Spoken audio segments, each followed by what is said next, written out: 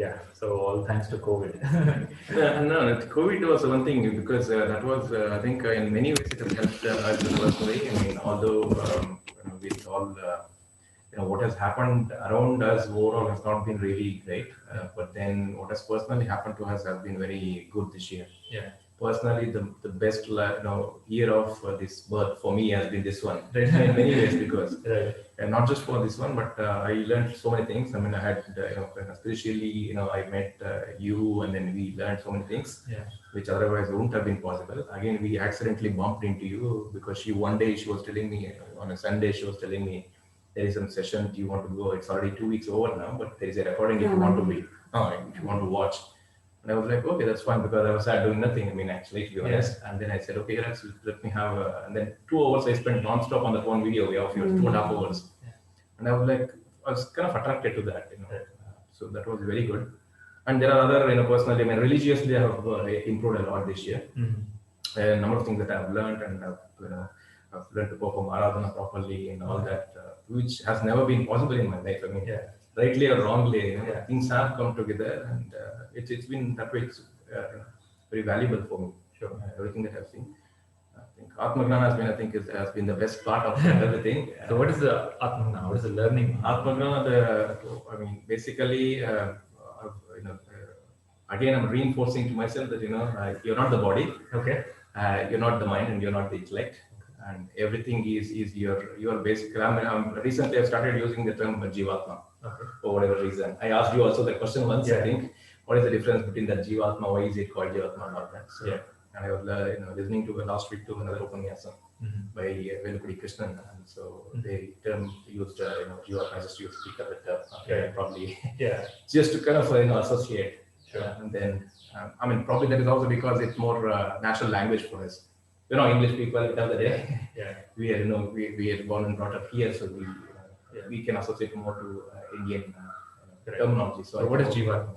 Jivatma is the one which has no end, but it has started from the Paramatma, from what I have. So I have a turn around.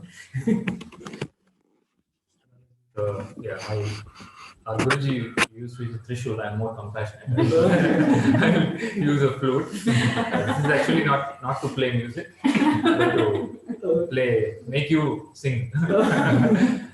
So any wrong answer, today's going to be a very brutal day. Blood, sweat, and tears. You may want it to be. Starting with me now. No, but we want it to be brutal. Otherwise, we'll never learn. Otherwise, So, what is Jivatma? Jivatma is Jivatma, as I said, it is the consciousness or awareness. In the words that you have explained to us. Once somebody sees a stick, all the right answers. And more recently, and it has like Paramatma, it has no ending and no starting, is what I have said. But then I think I've corrected myself. It has a starting, but it has no ending. So Jivatma and Paramatma are different. Jivatma and Paramatma, the very recently, as you said, I think it is the reflection of Paramatma. It is the same, but they are not one, but they are same. They are non-dual. They are not one, but they are same. Okay. Like two apples are same. So let's say they're not one. But two apples are two objects. I was in the example. So Paramatma is a subject, right? Pure subject. What is Jivatma? It is also a subject. It is not an object. But there's only one subject, which is Paramatma. Okay. So it is part of that. It's we say Amsha. I don't know if that's the right term to use. And you say it's a reflection of Achidavasa of. Sure. Then I don't know the answer at all. Nothing, only Paramatma. Okay. There is no Jivatma. To understand that is spirituality. There is no Amsha in Paramatma. It's either Paramatma can be parts. He's everything or nothing. That's why he's called as, the Buddhists called it Shunya. Nothingness and everythingness. No in-betweenness. Okay. All pervading. All pervading. Okay. Jivatma is a concept. It's a mental concept. That's all. Okay. That mental concept is used to climb to the next step of non-duality. Okay. But that's not a reality. Reality is only Paramatma. But because you said Chidabhasa, I started associating that with Jivatma. Because that is the Correct. reflection of... Chidabhasa is Jivatma, but Chidabhasa is not real. Okay. Chidabhasa is when the mind is there. When the mind is not there, there's no Chidabhasa. In deep sleep, is there Chidabhasa? No. Is there Jivatma in deep sleep? No. Okay, I understood. Right? Something that is not there at some point of time cannot be real. But Atma is always there. In deep sleep also it's there, in a state of intoxication it's there, in waking it's there, in dreaming it's there. That awareness is always there, all pervading. That is Paramatma. Okay. Jivatma disappears in deep sleep. You disappear in deep sleep. Are you there in deep sleep? No. Is the Chidabhasa there in deep sleep? Because the Chidabhasa is because of the mind. There's no mind in deep sleep. Okay. So there's no Chidabhasa, no Jivatma. Understood. That is Advaita. Okay. So, what is Jivatma? It's the only consciousness that will be. Brahman is the only reality. Everything else is only a mental concept. So today in last session, all dropping of all mental concepts. So we put everything in the fire. That is very symbolic of what you said. Yeah. It's good. So put Jivatma in the fire. Don't jump in the fire. So people misunderstand jump in the fire. Just put all concepts in the fire. What is the learning, Pallavi? Okay, my this thing, I would really, I'm opposite. I would really thank COVID because so many good things have happened to me after the COVID. A lot of changes in myself, even before this class started. And after this classes, that's a tremendous amount of things. That is a different thing altogether. So I'm able to, after your classes, I'm able to handle everyday situations much better than earlier it used to be. When I say handle, What is the gnana? What you Gnana do with that it, I I'm not got. asking what you do, how you apply it. Okay. What is the gnana? What is it learning? What is understanding? Learning is I'm not the body, I'm not the mind. I am the pure consciousness, but I'm trying to realize that it is not happening. You are the pure consciousness and you're trying to realize both. Which is true then? One of those statements is not true. So you said, I am the consciousness. Yes. I am trying to realize. Because consciousness, there's nothing to realize. So Because choose one of them. I'm still, I'm still a little bit obviously associated, in spite of the teachings, I'm still... you just study your consciousness. I know that by the lessons, but not that, how do you say? Not realization of the experience. Yeah, that's what I haven't realized. That's what I call it. That's what I haven't realized still. I'm trying to What, you want light, like that light behind your head? I want to realize now. What do you want? When you say realization, what is that? What, you think something should happen? You should see God everywhere and light everywhere. That's what I want to know, what will happen. Okay. That kind of part has not changed. Okay. Maybe she's getting confused, she's the body still. Yeah, maybe. So sometimes your consciousness, sometimes your body. I try to remind myself every time any situation comes, okay, this is only Maya. Okay, this is just happening. Okay. I try to remind myself every time. So I don't go back into the worldly matters. Okay. I try to be alert more and more. But there should be some to do. Okay. Shreyas? Good, you all are not present here today. We are all getting meetings. So if somebody answers wrong, I'll give you only. Since you guys are not here, all the meetings goes to Pallavi. Yeah. Pallavi and Prasad. Because you're coming all the way from Their decision. thousands of kilometers away, you are taking the responsibility of all the She's representing all of you're the representatives of all those people. And we can't even give it back to them after this. No, their punya also you can take. Both beatings and punya you can take. Priyans? What I have learned from all these lessons, and because of what I have learned and realized is that your stories, like explanations, how you need to realize you need to do that. You given an example of when the elephant was small, it was a big rope, so he couldn't get free, and Yeah. when he was older, it was a thin rope, and he could get free, but he didn't get free because he thought that he couldn't do it. Yeah. It's just like that. Now I know that I can do it. Very good. Everything I can do it. Yeah. And there's nothing that's impossible. Very good. Very good. So no beating for you. Best answer. Veena, what is your understanding? Same. Same. She said, Then same beating. Same answer, same beating.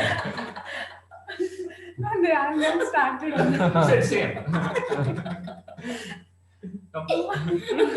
Coughing. What is the answer? You can tell me. You have to see her killing the meeting. That's okay. What is the understanding so far? The main understanding is I'm not the body, I'm not the mind, I'm pure consciousness. Okay, same answer. Sureka?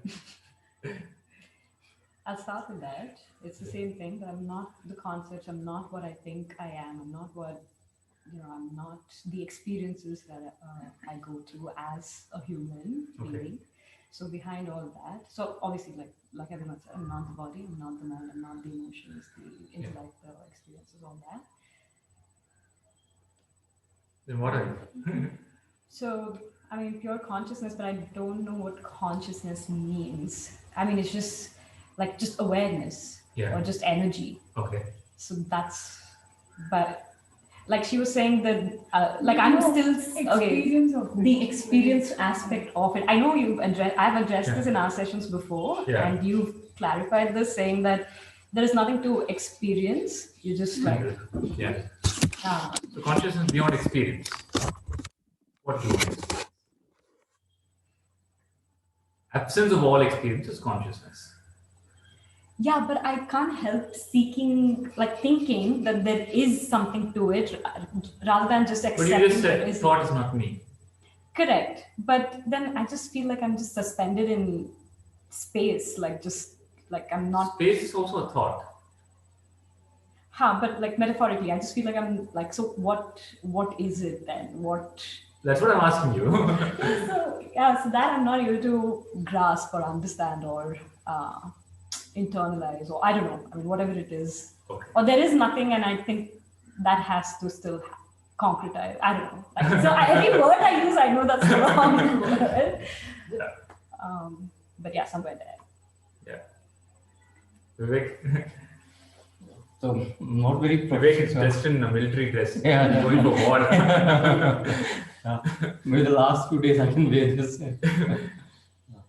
So not sure about the profession with the theory part of it, but I've started to find everything very funny these days. Okay.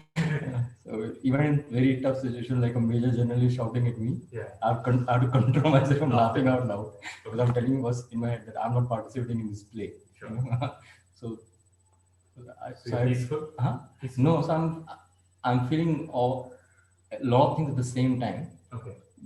But so I'm low, happy, and all sometimes at the same time. Okay. But what are you? What you feel is not you. The one who is knowing the happiness passing, coming, sleep coming, going. So I'm able to observe from a distance. Who is that I? But I'm still feeling that. The emotions I'm still very attached to the emotions. Emotions are not, like I'm not able to see that from her. Who is attached? Who is the one who is attached? so I still have a very strong connection to the mind or the intellect. I'm not. So I have is fine. I am. I'm asking what is I am. I have a car, it's fine. I have a bike, it's fine. but I'm not able to separate the two. I feel that is me. They're not same. I have and I am is not the same. They're not at all connected at all. Their connection also is conceptual only. You can never be what you have, no matter how hard you try. You have a car, you can never be the car. You can be inside the car, you can go out. Even if you're inside the car, you can never become the car. Whatever you have is an object. You can never be the object because object is jada, it's dead, insentient. You are consciousness. So consciousness and matter, there's no possibility of connection at all.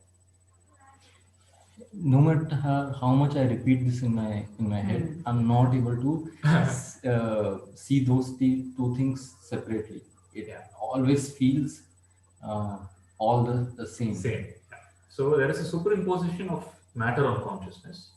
The only solution is understand consciousness, then you'll understand how they are not. Don't go bottom up. There are two paths, right? There's bottom up and top down. Bottom up is traditionally the path of duality. So you say that I am fine consciousness, there's a consciousness, there's God, I am a jiva, I want to become one. It's like the wave saying, trying to figure out what I can do to become one with the ocean. The wave is an illusion. It's just an appearance, momentary appearance. The reality is the ocean. So realize the ocean, you don't have to solve problems of the wave. Everything disappears.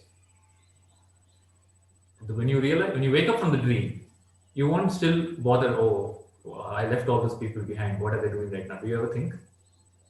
In your dream, let's say you hit somebody. When you wake up, do you bother? Oh, what is that person? Is he feeling still pain? The disappearance of the waking up from the dream removes all the connection from the dream. So waking up to consciousness, it burns away everything. Okay, that is the process we're going to do now. It's this Agni Karya is based on the shloka in the Bhagavad Gita where Sri Krishna tells Gnanagni Dagda Karmani. The fire of wisdom burns all karma. Okay, so Shantiji, what is the understanding so far? So this body, Shanti Bhushan, is like a radio. Okay, so all this time before getting into this Atma Jnana sessions, I thought, I am the mind, I am the body. But, that was a very good analogy. Like, the radio plays music, but, it's being sent to it. So it's not that the radio is speaking, it's mind. Okay. So, I'm like the radio, this body is not me for sure. Okay. This body, this mind. Okay. And we have to, I realize that, you have to gracefully lead this life. Okay. Try not to hurt others. So I wish I could hit you,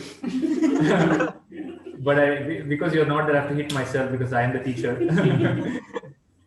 So who is this other that you're talking about? Yeah. So sorry, I should correct myself. So there's no others actually. Basically, Okay. When we are interacting in social Which structure. is we are talking about.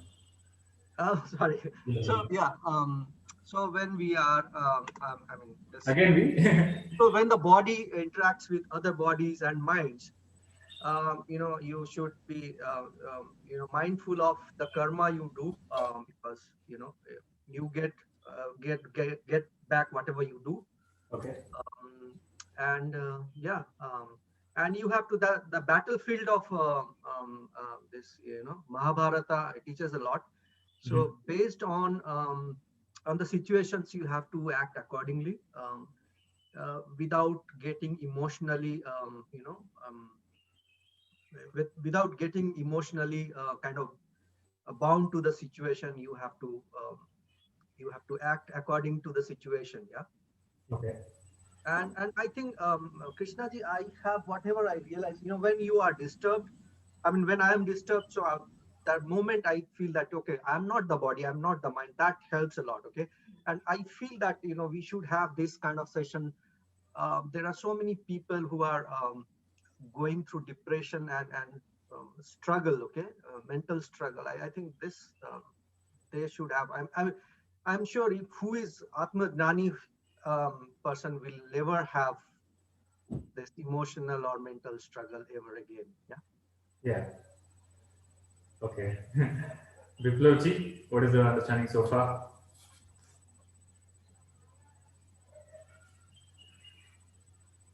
Biplav, you're on mute. There was a network issue on my side, so I changed my location. So it was a great journey, Krishnaji. First of all, I like to thank you to let me understand things, because I was going through a kind of a mental turmoil because of my situation.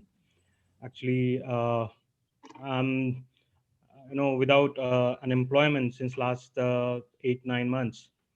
I was into my business, which I had to shut it off during this COVID period, and I was searching for a job since then. So I was kind of very depressed at that moment. So as when we started, I have joined from the third class, I believe. So I have already started, reading Gita and all. Although I was not able to decipher all the senses and the meanings of the shlokas and all. Although I started, so there was some sense that I should, you know, understand what's the sense, why this is happening, or what's next, and what should I do. So I was not able to get the answers. So I was trying to get that through Gita. So in the meantime, this session came in, and I was very excited to join, and definitely it helped me a lot to answer lots of many queries which I had earlier. So my understanding is like this is everything is transient. These are experiences what we are getting here, and I am not the body. Definitely, I'm very clear about it right now. And now, whatever I'm going to get, whatever is going to happen in my life, you know, I'm not very excited. Neither I'm very sad or depressed about anything. It's like I have to just pass through these moments, and I should not do anything, prarabdha karma. Because of that, what I'm leading, and the end goal is mukti. How I can liberate myself and finally, just what you can say, like get assimilated with the final Paramatma. That is my goal, and I'm very clear about it, and I'm absolutely detached. Maybe I'm enjoying that moment, but with detachment. Okay. I know this is not mine. This is just an experience, and this is absolutely clear with me right now.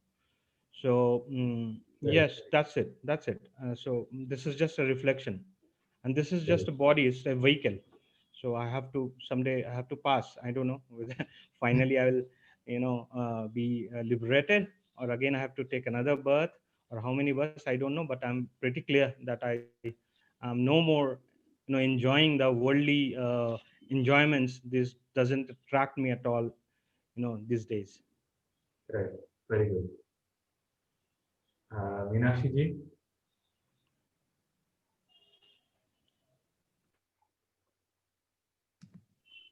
Hari Om Krishna ji. Very good.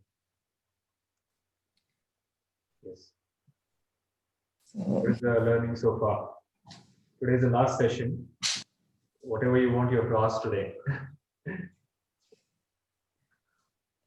I would say 3 stages, Krishna ji. When the session started, many questions in mind. The next stage, question and answer. And the third stage, no question, no answer. Okay. Yeah. So whatever happening around us, I'm just witnessing. So Very good. yeah. No question, no answer. That's true. Yes. Very nice. Many situations come in life to life. Mhm. So it's not like we won't be emotional. We won't be. So everything is naturally happening. So we will go, we will come out. It's a naturally happening, everything. Very good. So Mohan missed a lot of classes. Yeah, so people have already summarized most of it. What I will say is we are stuck in the matrix and you need to realize yourself as Neo and come out of matrix. Come out of matrix. Okay. So what is the matrix? The Maya. Maya. Okay. So how does Neo come out of the matrix? Yeah, so as he realizes that this is not the body, this is not the mind, I am the consciousness. I mean, he's the consciousness himself. Okay. So one Okay. has to realize the same thing and they have to come out of it. Very good. You have to, everybody has to come out of it. Especially the boss. If you are out and the boss is inside, it's very difficult. Okay. So let's start.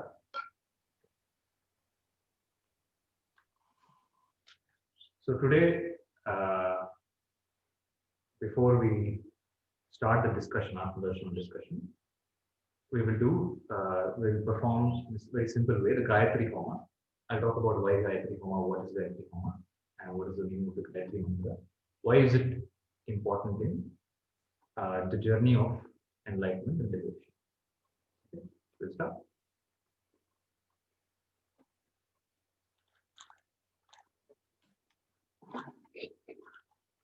Asatoma Satgamaya Tamasoma Jyotirgamaya Mrityorma Amrutam Gamaya Om Shanti Shanti Shanti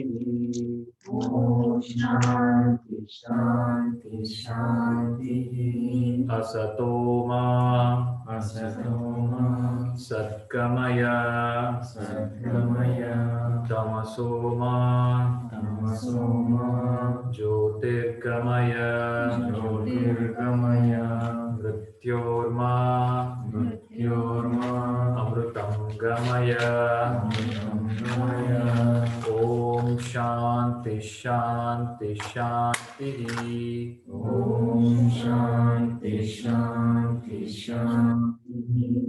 Asatoma Satgamaya Tamasoma Jyotirgamaya Mrityorma Amrutam Gamaya Om Shanti Shanti Shanti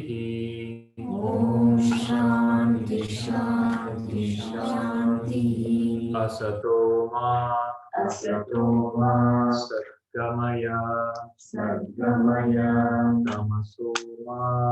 Tamasoma Jyotirgamaya Mrityorma Amrutam Gamaya Om Shanti Shanti Shanti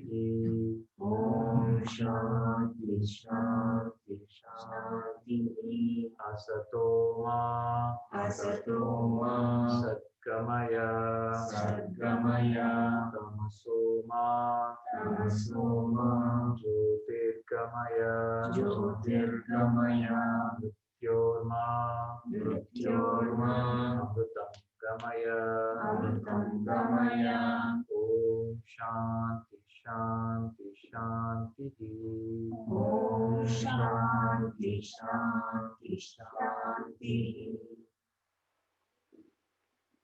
So still behind. So we will start with the Gayatri Homa. The Gayatri Homa is about the Gayatri mantra. It has two aspects. One is the mantra aspect, one is the Diksha aspect. Okay. So before that, this whole process, what we're doing today, as a part of the last session, is because of one of the shlokas in the Bhagavad Gita, which I just mentioned, that Shri Krishna tells, Gnanagni Dagda Karmani. The fire of wisdom burns all the karmas. Okay? The fire of wisdom burns all the karmas. Means what? The more we get Atma Gnana, any karma associated, which we think was associated, is not going to be associated anymore. Exactly. So because of Atma Gnana, whatever you thought you have done, whatever you have a feeling that I am the doer. So Atma Gnana helps you realize you are not the doer. And Atma Gnana helps you realize that karma does not exist. It's not real. It's jada. It's part of the matrix. Okay. So whatever you did in the dream doesn't apply to the one who is sleeping. Okay. So somebody who killed somebody in the dream, nobody will come tomorrow morning to catch the person who is sleeping. Okay. It disappears along with the dream. Now this is not to say I can do whatever I want. It has nothing to do with action. It is to do with losing of doership. Gnana will burn the misconception called doership. You are not the doer. This is exactly like, so there's a child. There's a father who's driving, and he's making the child sit on his lap, and the child is also holding the steering wheel. Okay, and he's moving to it. But the one who is really steering is the father. Okay, and once in a while, the father asks the child, okay, on now, honk. Then the child will press the horn and it will feel like I'm doing it. Then it will move the steering and it will feel, oh, I am actually driving. But that is just a misconception. Who's the one who is really driving? Father. So the real doer is consciousness. Okay, and whatever you feel that you are doing and you are accumulating karma, all that is part of the dream. It's not real. It's only conceptual. So Atma Gnana is about helping you become free from the doership. And also, this becoming free from the doership burns all the karma. So the karma is of 4 types: Samchita, Prarabdha, Kriyamana, Agami. So Agnani has no longer Sanchita, he no longer has Kriyamana, he no longer has Agami. Prarabdha, he no longer experiences. Whatever the body mind has to go through, he goes through. Guruji, I have a question. Yeah. If the child is not driving, how is the father driving? The father is the one who is really driving. The child is just sitting on the lap and. Yeah, but the father is not the actual father. He is. In the story, he is. In the story that I told you, in the story, he is. Okay. All right. So in the olden days, the process of Atma Gnana involved the disciple taking a few sticks and approaching the master, the enlightened master Guru, and telling, these sticks represent all my karma and all my agnana, and that was burnt in the holy fire. Okay. So with the feeling that you're dropping all the karma, your whatever karma whatever you think you have done, you're offering it in the fire and making a fresh start. That is what mukti is about. It is about burning all the illusions. When I say burning, it is actually physically there's a fire and there's burning, but world is not just physical. It is gross, subtle, and causal. So at all the planes, the karma gets burned by understanding that I am not the doer. So the wave understands it's only the ocean that's moving. I am not doing it. The wave cannot do something and understand this. There is no way you can reach consciousness by action. So the real purpose of dropping kartatva is to understand kartatva is useless because I cannot use doership to attain Brahman. Kartatva is only important to get something in the world. Okay, in that also I'm very limited. If you want something to happen, if you want to become a billionaire or get something, a lot of things are out of your control, right? So whatever you can do is in your hands, but 99% is beyond your control. So in that way also you're very limited. The dropping of the karma is to understand karma is not going to lead me to Brahman. That's why the Upanishad say, na karmana, na prajaya, na dhanena, tyage naitena amritasvami. Only by dropping, you get Brahman. That's exactly what Shri Krishna tells in the Bhagavad Gita in the last chapter. Sarva dharman parityajya mamekam charanam vraja. Drop all karma for mukti. Okay? For mukti, there's nothing you can do. It's like, I want to fall asleep. What should I do to fall asleep? You have to stop doing everything. Okay? You have to drop all the action. Stop trying to fall asleep also. Stop the attachment to the room that you're sleeping. Ultimately, everything you have to let go of. And then you dive into sleep. Exactly same with Atma. Everything has to be let go of, including action, for Atma. So when Krishna tells Sarva Dharma Parityajya, people take it in the ulta way. Or to get Paramatma, to become enlightened, I have to drop all my responsibilities. They will leave the work that they're doing and do a lot of sadhana. That's exactly what Siddhartha also did. He left the kingdom and did action, but that didn't lead him to enlightenment. Krishna is telling, don't do anything for Atma. Don't leave don't drop your responsibilities. Drop the misconception that I have to do something for Atma. Realization, mukti is your nature. What will you do to understand what you already are? By dropping doership itself, you understand, you realize what you are. Okay? That is the process of gnana. In gnana, you are dropping action. Dropping the action which is for liberation, meaning you're dropping sadhana. Typically, what people understand is I have to do a lot of work to get anything. Be it money, I have to do a lot of work. If I have to build a house, I have to do a lot of work. The norm is to get anything in the world, I have to do a lot of work. But it's exactly the opposite in Paramarthika, which is spiritual. You have to drop all action, which is the real doing, which is the most difficult thing to do. If you tell somebody do something, they'll get up and do it. Very easy. Even if it's hard, they'll keep trying. But if you tell somebody don't do anything, non-action, non-movement is very hard. Stop doing. Can you do? You become restless. The nature of the mind and the body is to keep moving. So this non-doing is beyond the mind. Because mind is doing. Mind and doing are synonymous. If there's no doing, there's no mind also. You understand? Mind is movement. No movement, no mind. Vice versa. So to understand, to imagine non-doing is beyond the mind. So you're dropping the doing, you're dropping the mind, you're dropping the concept, not any external action.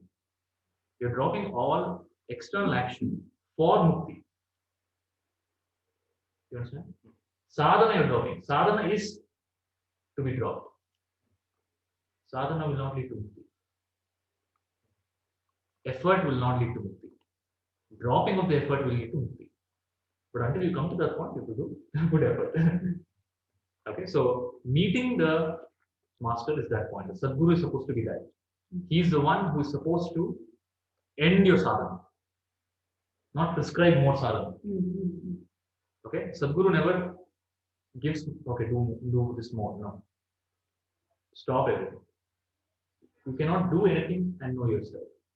You know yourself by listening to the teacher, Shravana. And Shravana is not doing. Shravana is what is done to you by somebody else. In this case, the master. Okay. So are you clear what you will put in the fire? So the feeling is I'm offering you visualize whatever helps you in your mind. All the doership, all the concept, all the wrong understanding that I have, I'm dropping it so I may realize my true nature. Okay, and we use the Gayatri mantra as a facilitator for that. So Gayatri mantra, why Gayatri mantra? What is Gayatri mantra? Very hard to explain. Lots in there. You can try. Have you heard of the Gayatri mantra? So have you heard? Does everybody know the Gayatri mantra? Yes. Okay. So while doing the Gayatri Homa, we use the Gayatri mantra because the Gayatri mantra is the mantra for mukti, enlightenment. It's called moksha mantra. So the entire creation I told you is nothing but Omkara. It's three words, that is three sounds. A, U, Ma. And everything in the universe is nothing but a combination of A, U, Ma, which is Omkara. Now from the supreme reality, Brahman, came Uma. And the Uma was expanded into Gayatri Mantra, 24 alphabets. And the Gayatri Mantra became the 4 Vedas. That's why Gayatri is called Vedamana. So from the Gayatri Mantra came the 4 Vedas. The 4 Vedas then became the 5th Veda, which is Mahabharata, which is also known as the 5th Veda. As a part of the Mahabharata is the Bhagavad Gita, okay, which is again just the essence of the Gayatri Mantra. So if you can understand Omkara, all you have to do to get enlightened is understand Omkara. Om. And that's why after this session, what we'll be taking is the Mandukya Upanishad, which is only about Omkara, only about A, U, Ma. 3 shlokas about A, 3 shlokas about U, 3 shlokas about Ma. Only 12. That's the shortest Upanishad, Mandukya Upanishad. Now people can't understand Omkara, so they need Gayatri Mantra. Then Gayatri Mantra is not, you can't understand it, got expanded to 4 Vedas. Now all of this is not a man-made sound or teaching. Mantra means manana prayeti iti mantra. That which helps you transcend the mind is called mantra. So there are many man-made mantras. But Gayatri Mantra is not a man-made mantra. None of the Vedas are. They're called apaurushaya, meaning they are heard. So the Gayatri Mantra was heard by sage called Vishwamitra. So Vishwamitra is the one who gave us the Gayatri Mantra. He didn't create the Gayatri Mantra. So mantra is when the mind becomes deeply silent, it is heard. It's called, and that's why it's called Rishi, a mantra drishta. He or she, the Rishi or Rishta, they hear the mantra, and when I say hear, it is they hear it like audio, and they have a deep realization of the mantra. It's not just hearing the words. Okay, there is a experience of the mantra. There is a realization of the words. Okay, there's a huge difference. It's not just I heard this and I told this. I hear it, I experience what it is. I know it at all its levels. Okay, and that's why it's called the mantra Drishtara. It is heard. It is Shruti. Vedas are Shruti. It's not man-made. Nobody created it. And the Vedas and the Gayatri Mantra and Omkara, they are the blueprint of the entire universe. That's why if anybody is able to realize any mantra or understand them in the true way that it is to be understood, they get power over some aspect of the universe. That's why using the Veda mantras, they can create rain, they can create wealth, they can create something external. The Veda mantras are typically used for in the Karma Kanda of the Veda Vedas. It is typically the shlokas about getting something in the external world. Because the external world comes out of the Veda. The Vedas is the blueprint. So you see Narayana sleeping on the snake. It's called Shesha. That is the Veda mantras. It is the universal memory. Think of it as universal memory. So you have, let's say, when you're awake, you have some memory. When you sleep, there is a world that is created. You see a world. Where did that world come from? Already existing. Already existing memory. Yeah. Okay, and the already existing universal memory is Veda mantras. They're the blueprint of the entire universe. So what is told in the Puranas is when the Brahma creates, he uses the Veda mantras to create the entire universe. That's the tool used. So if it is a tool used, it can also be used for changing something that you don't want or want in your life. That's why people do the rituals to get something and to become prosper and all that. But in a context of gnana, it is completely ulta. You're using it to become free from action. You're not using it to get something. Enlightenment is not something that you get. You drop the last strand of desire to get something. You drop all desires and all actions, and you stay as what you really are. Is it clear? Any doubt? So Gayatri mantra. What is Gayatri mantra? Gayatri mantra is, repeat after me. Om. Bhur. Bhuva. Swa. Tat. Savitur. Varenyam. Bhargo. Devasya.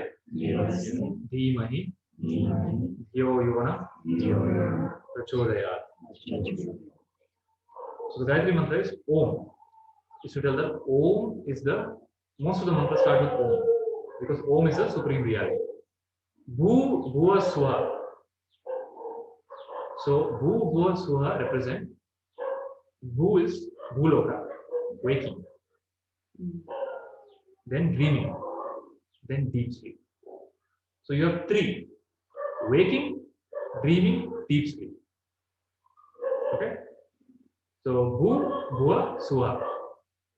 And you have to go beyond three. That's why it's called Gayatri. Three means waking, dreaming, sleep. Atri means beyond three. So there's also Atri Rishi, Atri and Anasuya. Atri means somebody who's gone beyond the three, which is beyond waking, dreaming, deep sleep, which is Atma. Okay. So Gayatri mantra is transcending the three: waking, dreaming, deep sleep. And Gayatri means the one who blesses you with the wisdom to go beyond three. That is the meaning of the name, meaning of the word Gayatri. That which helps you transcend three. Gayatri. Okay. Bhur Bhuva Swaha. Tat. Tat is supreme reality. Savitur. The Tat cannot be seen. What can be seen is the sun. Savitur. Okay. The Gayatri mantra is strictly addressed towards the sun. The sun as the Sadguru. Somebody who doesn't have a physical master, he's addressing the sun as the master, because the sun is the closest representation to Paramatma. He operates exactly like the Paramatma. Because of the sun, the whole world is sustained, the plants grow, the living beings. If the sun is not there for 3 days, the entire solar system stops. Right?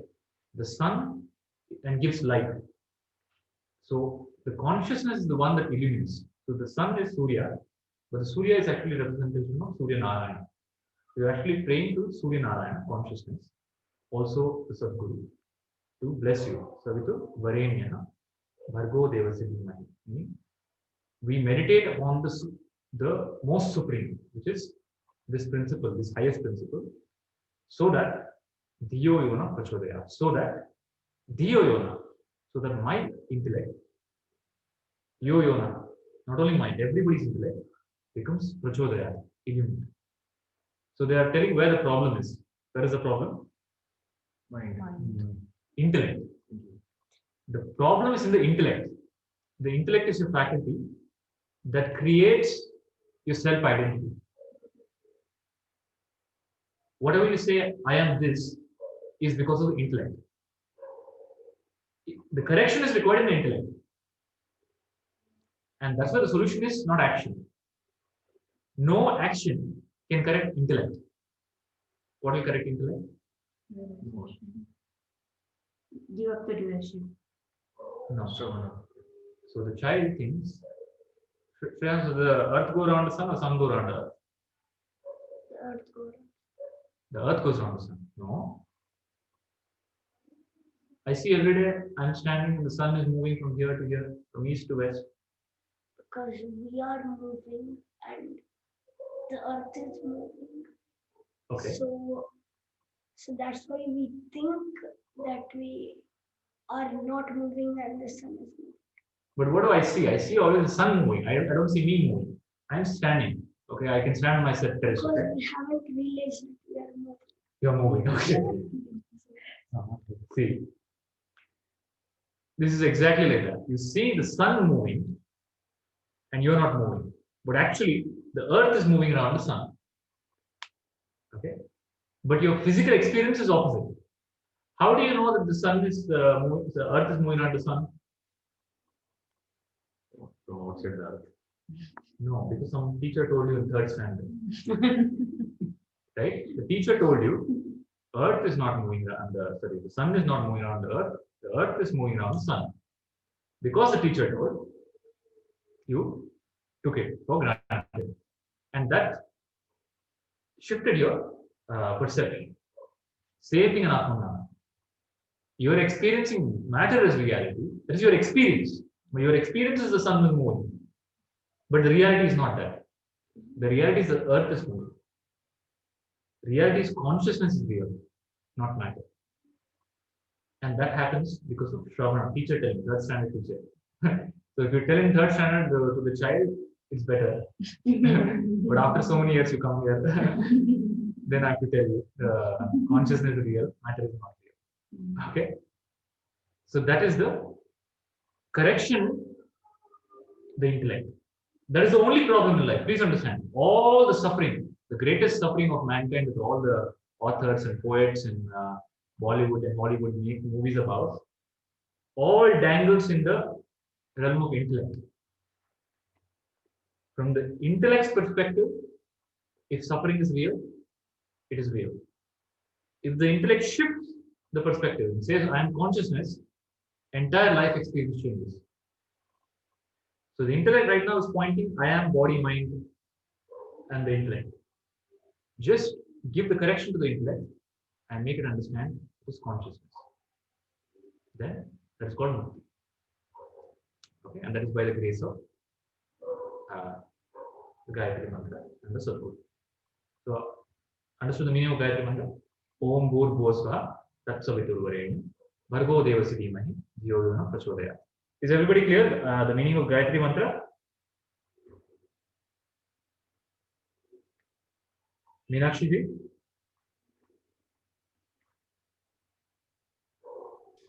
Yes, Krishna ji. Clear? Mohan, clear Gayatri mantra? Okay. Shanti ji, clear? What is Gayatri mantra? Yes, it's clear.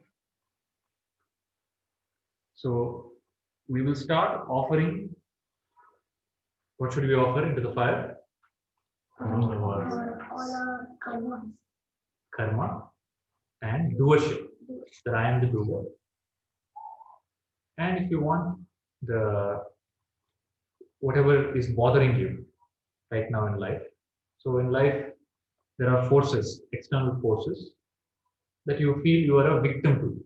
You don't have any power over that. So you can offer everything. Empty out everything. Of all the, whatever is there in the pocket, you put it in the fire.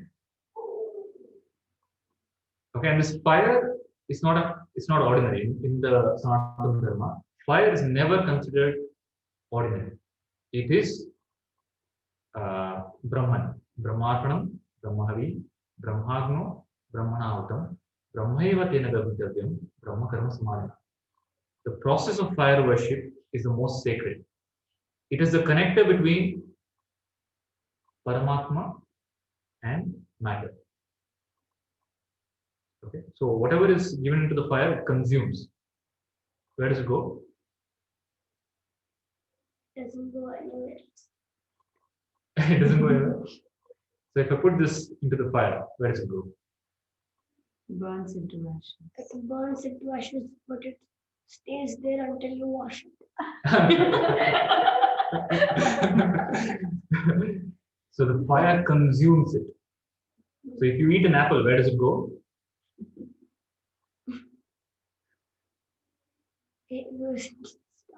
It goes into some, and some part of the apple becomes you. Correct? So this hand is apple, banana, carrot, everything. So whatever I've eaten slowly becomes. Huh? But not exactly physically. It doesn't look like that. It changes the shape. Yeah. So whatever you put into the fire is absorbed into Brahman. And whatever is done with bhava, with the feeling that you're offering to the supreme reality, it will become free from it. Okay, that's what is called tyaga. Tyaga means dropping. Simplest process, simplest way out. Nothing to do for Atma. How can Atma be so simple? If you make it more difficult, then I believe, okay, it's true.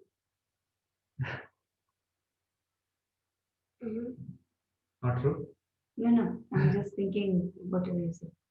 Okay, clear? So, please take a few sticks and pass on.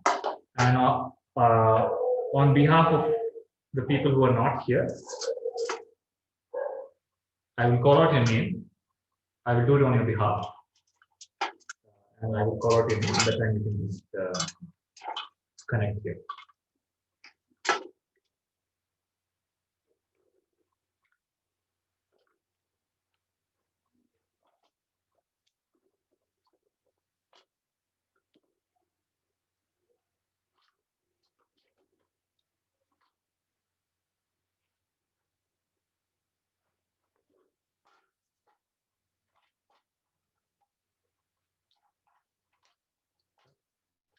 Guru Brahma, Guru Vishnu, Guru Devo, Maheshwaraha, Guru Sakshat, Parabrahma, Tasmai Shri, Gurave Namaha.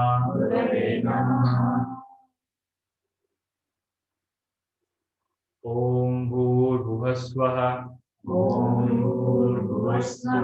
Tatsaviturvarenyam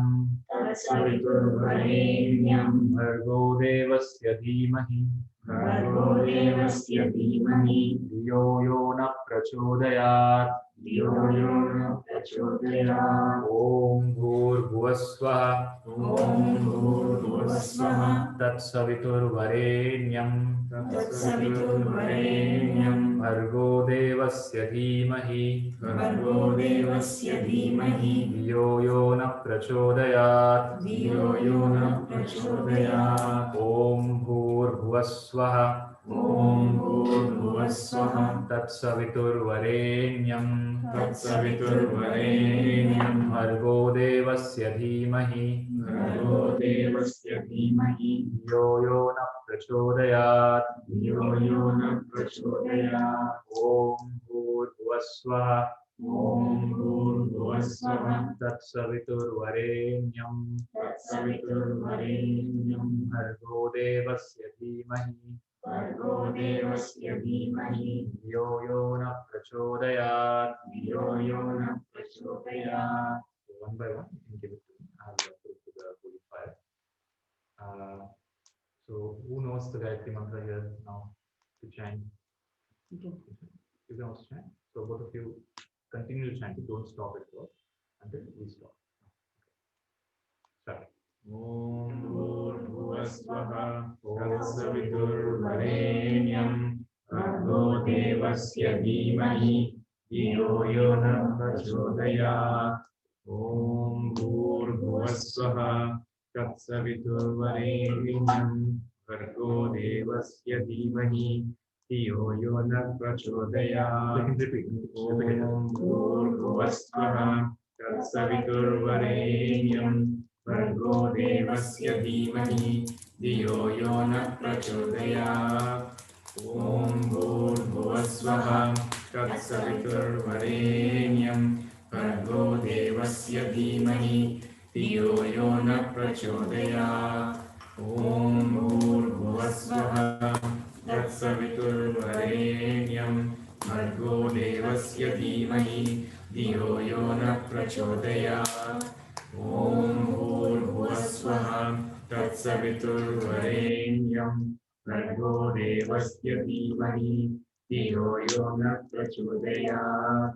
ॐ भूर्भुवस्वः तत्सवितुर्वरेण्यं भर्गो देवस्य धीमहि धियो यो न प्रचोदयात्।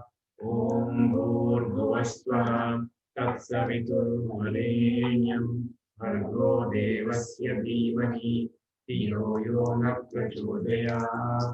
ॐ भूर्भुवस्वः तत्सवितुर्वरेण्यं भर्गो देवस्य धीमहि धियो यो न प्रचोदयात्।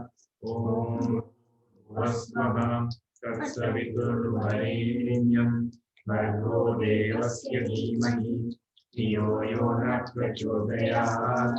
ॐ भूर्भुवस्वः तत्सवितुर्वरेण्यं भर्गो देवस्य धीमहि धियो यो न प्रचोदयात्। ॐ भूर्भुवस्वः तत्सवितुर्वरेण्यं भर्गो देवस्य धीमहि धियो यो न प्रचोदयात्। ॐ भूर्भुवस्वः तत्सवितुर्वरेण्यं भर्गो देवस्य धीमहि धियो यो न प्रचोदयात्।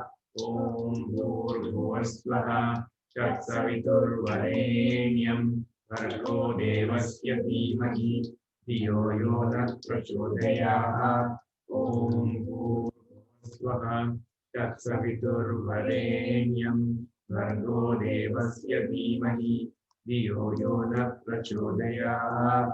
ॐ भूर्भुवस्वः तत्सवितुर्वरेण्यं भर्गो देवस्य धीमहि धियो यो न प्रचोदयात्। ॐ भूर्भुवस्वः तत्सवितुर्वरेण्यं भर्गो देवस्य धीमहि धियो यो न प्रचोदयात्। ॐ भूर्भुवस्वः तत्सवितुर्वरेण्यं भर्गो देवस्य धीमहि धियो यो न प्रचोदयात्। ॐ भूर्भुवस्वः तत्सवितुर्वरेण्यं भर्गो देवस्य धीमहि धियो यो न प्रचोदयात्। ॐ भूर्भुवस्वः. Shanti ji, this is on behalf of you. You can make your offerings from there on behalf of you. I will offer it to the circle. Please. ॐ भूर्भुवस्वः तत्सवितुर्वरेण्यं भर्गो देवस्य धीमहि धियो यो न प्रचोदयात्। ॐ भूर्भुवस्वः तत्सवितुर्वरेण्यं भर्गो देवस्य धीमहि धियो यो न प्रचोदयात्। Biplav ji, this is on behalf of you.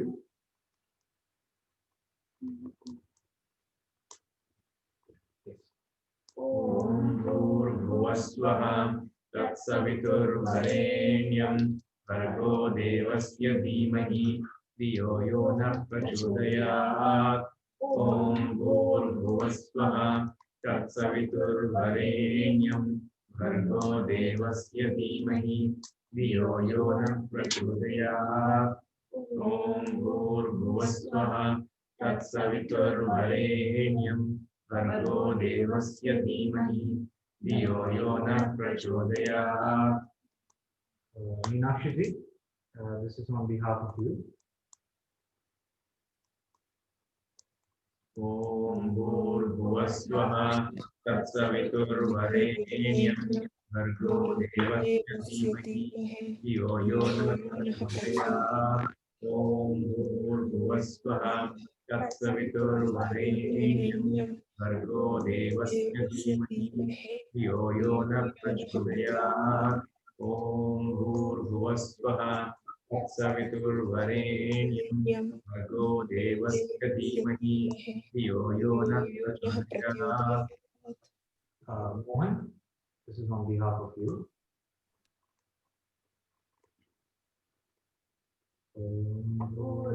भूर्भुवस्वः तत्सवितुर्वरेण्यं भर्गो देवस्य धीमहि धियो यो न प्रचोदयात् ॐ भूर्भुवस्वः तत्सवितुर्वरेण्यं भर्गो देवस्य धीमहि धियो यो न प्रचोदयात् ॐ भूर्भुवस्वः तत्सवितुर्वरेण्यं भर्गो देवस्य धीमहि धियो यो न प्रचोदयात् ॐ भूर्भुवस्वः तत्सवितुर्वरेण्यं भर्गो देवस्य धीमहि धियो यो न प्रचोदयात् This is on behalf of all the people who are part of the session but could not join today.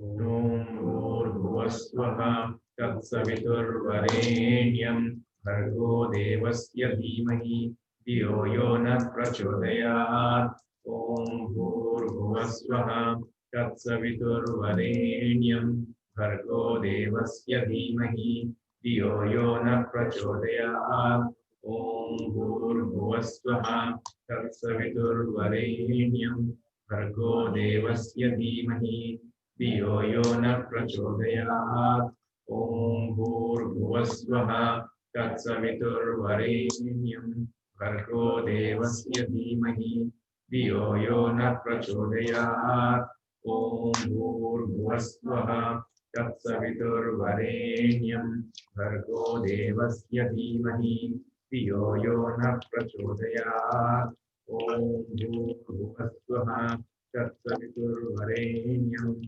भर्गो देवस्य धीमहि धियो यो न प्रचोदयात् ॐ भूर्भुवस्वः तत्सवितुर्वरेण्यं भर्गो देवस्य धीमहि धियो यो न प्रचोदयात् ॐ भूर्भुवस्वः तत्सवितुर्वरेण्यं भर्गो देवस्य धीमहि धियो यो न प्रचोदयात् ॐ भूर्भुवस्वः तत्सवितुर्वरेण्यं भर्गो देवस्य धीमहि धियो यो न प्रचोदयात् ॐ भूर्भुवस्वः तत्सवितुर्वरेण्यं भर्गो देवस्य धीमहि धियो यो न प्रचोदयात् ॐ भूर्भुवस्वः तत्सवितुर्वरेण्यं भर्गो देवस्य धीमहि धियो यो न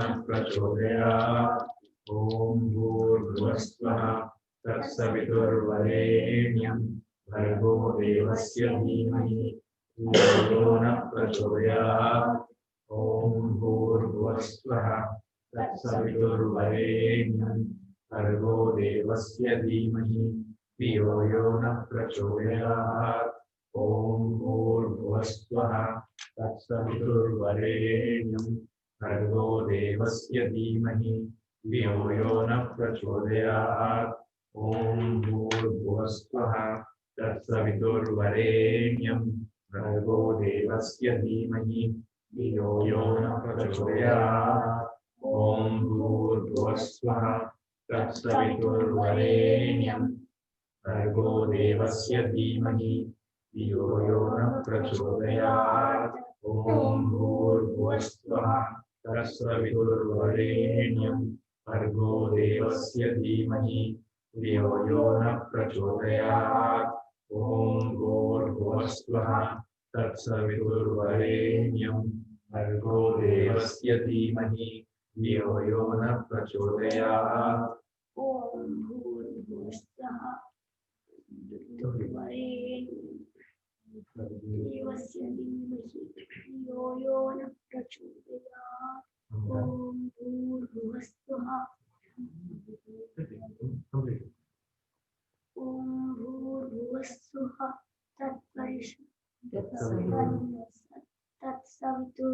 वरेण्यं देवस्य धीमहि धियो यो नः प्रचोदयात्. Sit down.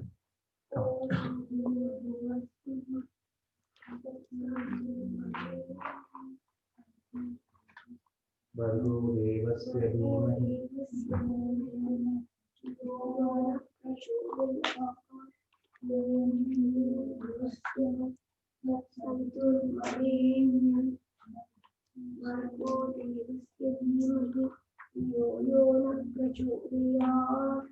ॐ भूर्भुवस्सुः तत्सवितुर्वरेण्यं भर्गो देवस्य धीमहि धियो यो नः प्रचोदयात्. ॐ भूर्भुवस्सुः तत्सवितुर्वरेण्यं भर्गो देवस्य धीमहि धियो यो नः प्रचोदयात्. ॐ भूर्भुवस्सुः तत्सवितुर्वरेण्यं भर्गो देवस्य धीमहि धियो यो नः प्रचोदयात्. So the Gayatri mantra with the meaning, with the insight, was typically given to children at a very young age, both boys and girls. That's why it's in the process of Upanayana or Brahmopadesha. It is done for both boys and girls. That's why it's called Brahma Upadesha. Upadesha means that which uplifts you. Upa means up. Whatever uplifts you is Upadesha. And there is nothing more uplifting than Tattvamasi. You are consciousness. And this is given at the time, usually when the child is around 7 to 8, and the process of Brahmopadesha, where the master is supposed to teach the child Tattvamasi, you are that, and then give the Gayatri mantra so that the child can do Sandhya Vandana. Right? What is Sandhya Vandana? Is everybody able to hear me? Okay. So what is Sandhya Vandana? Sandhya is Sandhya Kala. Evening prayer. Evening Surya Namaskar. It is dusk. That is the time when the night has not started yet. And the day is just ending. It is the point where the day and the night meet. The Sandhya represents Sadguru. The Guru is the one who is the connector between the physical and the beyond, the Vyavaharika and the Paramarthika. There is no way the human mind can understand what is beyond. There has to be somebody to communicate. So typically Ramakrishna Paramahamsa used to give an example of prison. So there's a prison and there's a huge giant wall. So some people, they cross over. They somehow climb and they jump on the other side. Okay, and they escape. They become free from the prison. But there are only a few people who will climb onto the wall, but they will not run away. They will not become free. They will sit there and help other people to come out. They give a hand to the people who are trying to climb the wall. That is Sandhya. That person is Sandhya. He is the connector between the freedom and bondage. He's the one he's like the medium, the catalyst agent who takes you from here to the beyond. Okay, the Sandhya Vandana is actually Guru Vandana. So whenever the child is doing Sandhya Vandana, without knowing, they're doing it for the sun, they're doing it for Surya Narayana and Sadguru. The one who really gives you the wisdom that will take you beyond the three, which is waking, dreaming, deep sleep into Atma. Okay. And where is the Om Bhurvasvaha Tatsaviturvarenyam Vargo Devasya Dhimahi Dhiyo Yo Nah Prachodayat. Om Bhurvasvaha Tatsaviturvarenyam Vargo Devasya Dhimahi Dhiyo Yo Nah Prachodayat. Om Bhurvasvaha Tatsaviturvarenyam Vargo Devasya Dhimahi धियो यो न प्रचोदयात् ॐ भूर्भुवस्वः तत्सवितुर्वरेण्यं भर्गो देवस्य धीमहि धियो यो न प्रचोदयात्. Okay, all the best.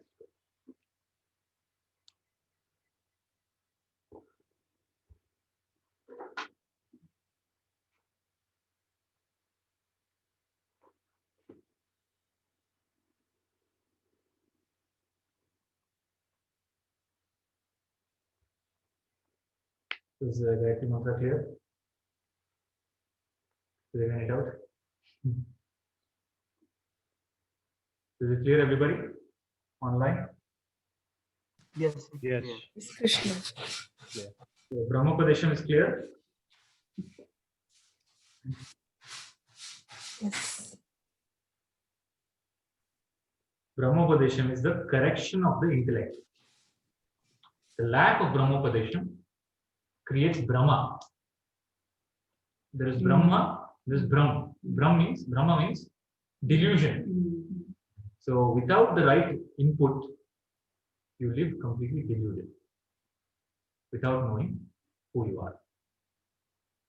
Okay? The Brahmopadesham is just giving the right input at the right time so that you can experience bliss and live joyfully without having to suffer.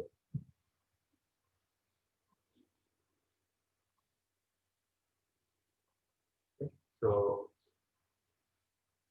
we'll just take a break for 2-3 minutes and we'll start the self-inquiry session, the final Atma session. Is it okay with everybody? Yeah. You can take a break for 2-3 minutes so we can clear up the setup here. Yes, Krishna. You can stop the video and you just pause the video. No, just mute it. Stop the video.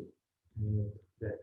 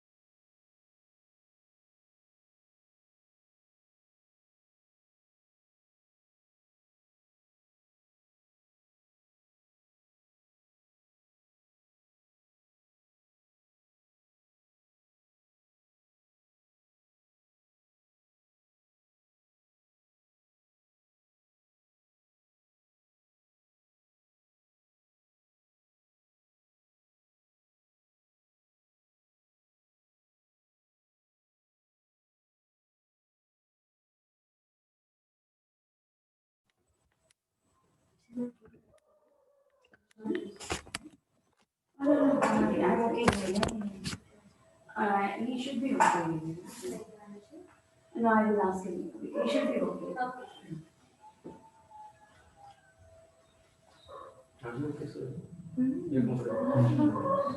Babies are fine on the floor.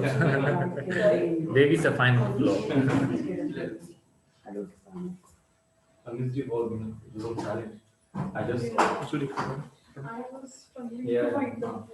I figured. How long until? No.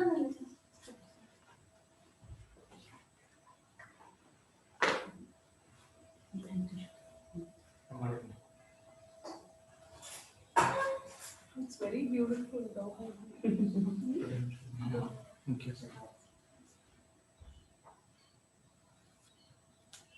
It looks like an artist's house. The whole aura and Yeah.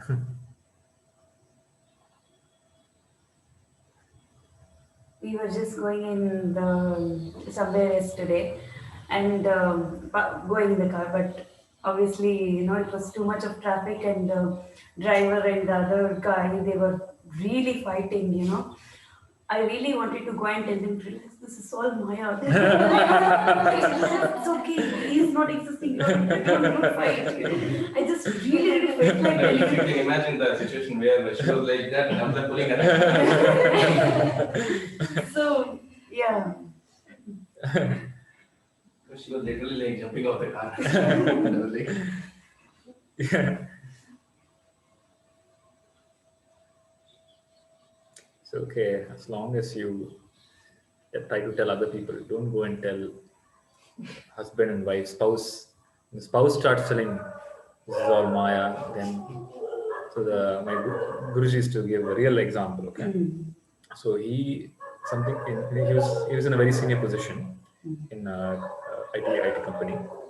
So some of his colleagues knew that he was into spirituality.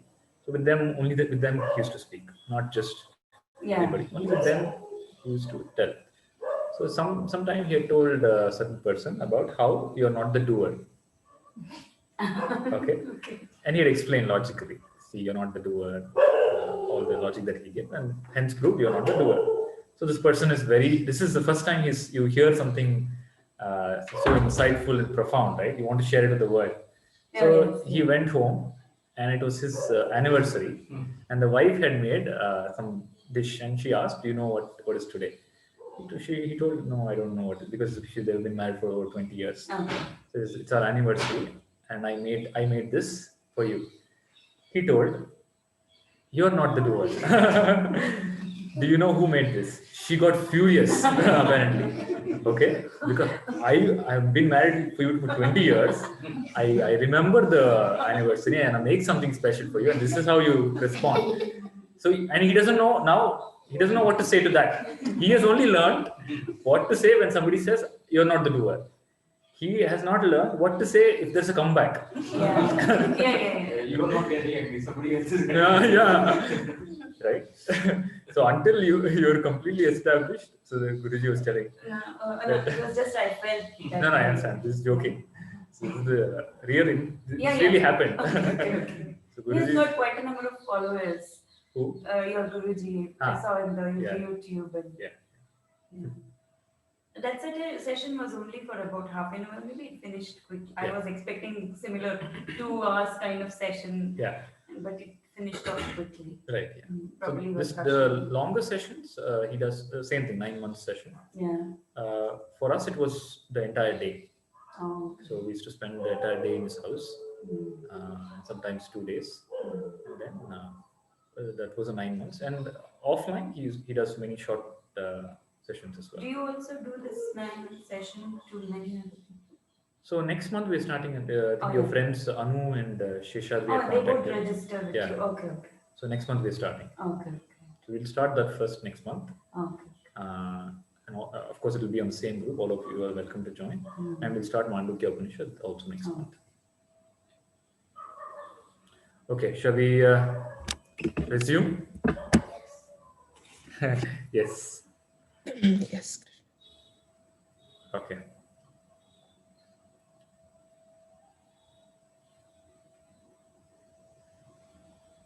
Let's start by chanting Om. Repeat after me.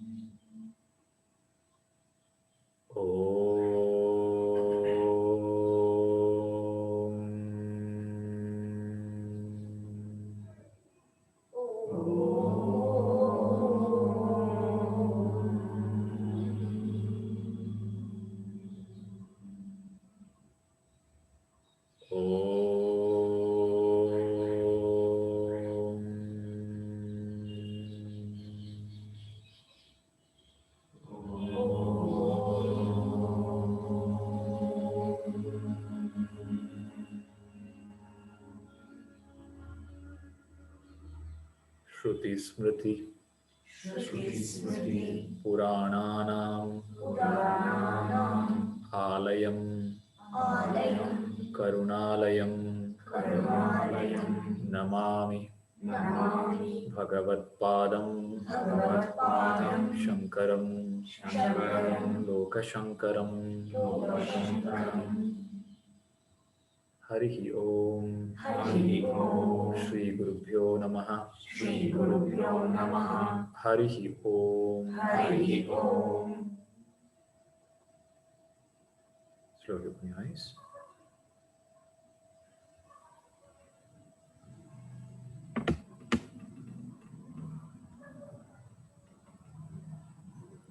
So, in the system of Sufis, there is a very nice story about two lovers. Okay, there's a man and a woman. They are in love. So the man wants to see his beloved. So he goes to the lady's house, and both of them are highly evolved beings. The lady is enlightened. The door is closed. He knocks on the door, and she comes to the door and she asks, "Who's there?" Knock, knock. Who's there? Okay. He says, "It's me, your beloved." She becomes silent. She doesn't open the door. He waits for a long time. He goes back. Again, the next night he comes. He knocks. She asks, "Who is there?" He says, "It is your beloved. Please open the door." Again, she becomes quiet. He waits for a long time. He goes back. She doesn't open the door. Then after many days, he comes back again. He knocks. And then she asks, "Who is there?" He doesn't say anything. Silent. For a long time, both of them are in silence. Then she opens the door. Then he goes inside. Okay? As long as there is somebody, the door to Bhagwan will not open. Okay? So when you ask the question, "Who am I?" typically the mind will give some answer. I am man, I am woman, I am my name, I am Prasad, I am Pallavi, I am Shreyans, I am Vivek. Okay? I am an engineer, I'm a doctor, I'm a programmer, I'm an artist. First it gives name, then it gives some other identity. Then it says, "I am Brahman, I am pure consciousness." That is also said by the mind. Because it learned somewhere in spiritual class that I am Brahman. And the right answer is, "I am Brahman." It says, "I am Brahman." Won't work. Okay? So that's the thing about philosophy class. It's a joke about philosophy class. In philosophy class, there are a lot of questions. The teacher can ask any question. And all questions have multiple answers, and none of the answers are right. Only the answer that the teacher says is right. Okay? So, all the answers given by the mind are false, are not true about yourself. When what is said about you itself is not true, what can be told about anything which is not you?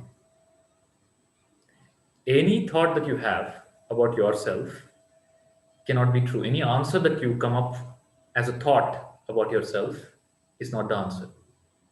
So the process of Vedanta, or the process of enquiry, is to ask the question, not verbally, not who am I, who am I, who am I, who am I, who am I. It's not a japa, it's not chanting. It's about asking non-verbally. You have a feeling of I, so you inquire, who am I? And every answer that you get, you reject. Every answer that you get, you reject. Until a point you cannot reject anymore. And that point will be when the mind cannot answer anymore. That is the elimination of the mind. So the mind cannot give any answer of who am I. What remains is the pure consciousness. So the process of Vedanta is rejecting neti, neti, neti. First saying neti, neti, neti. I am not this, I am not this. But before neti, neti, understanding what is iti, what is.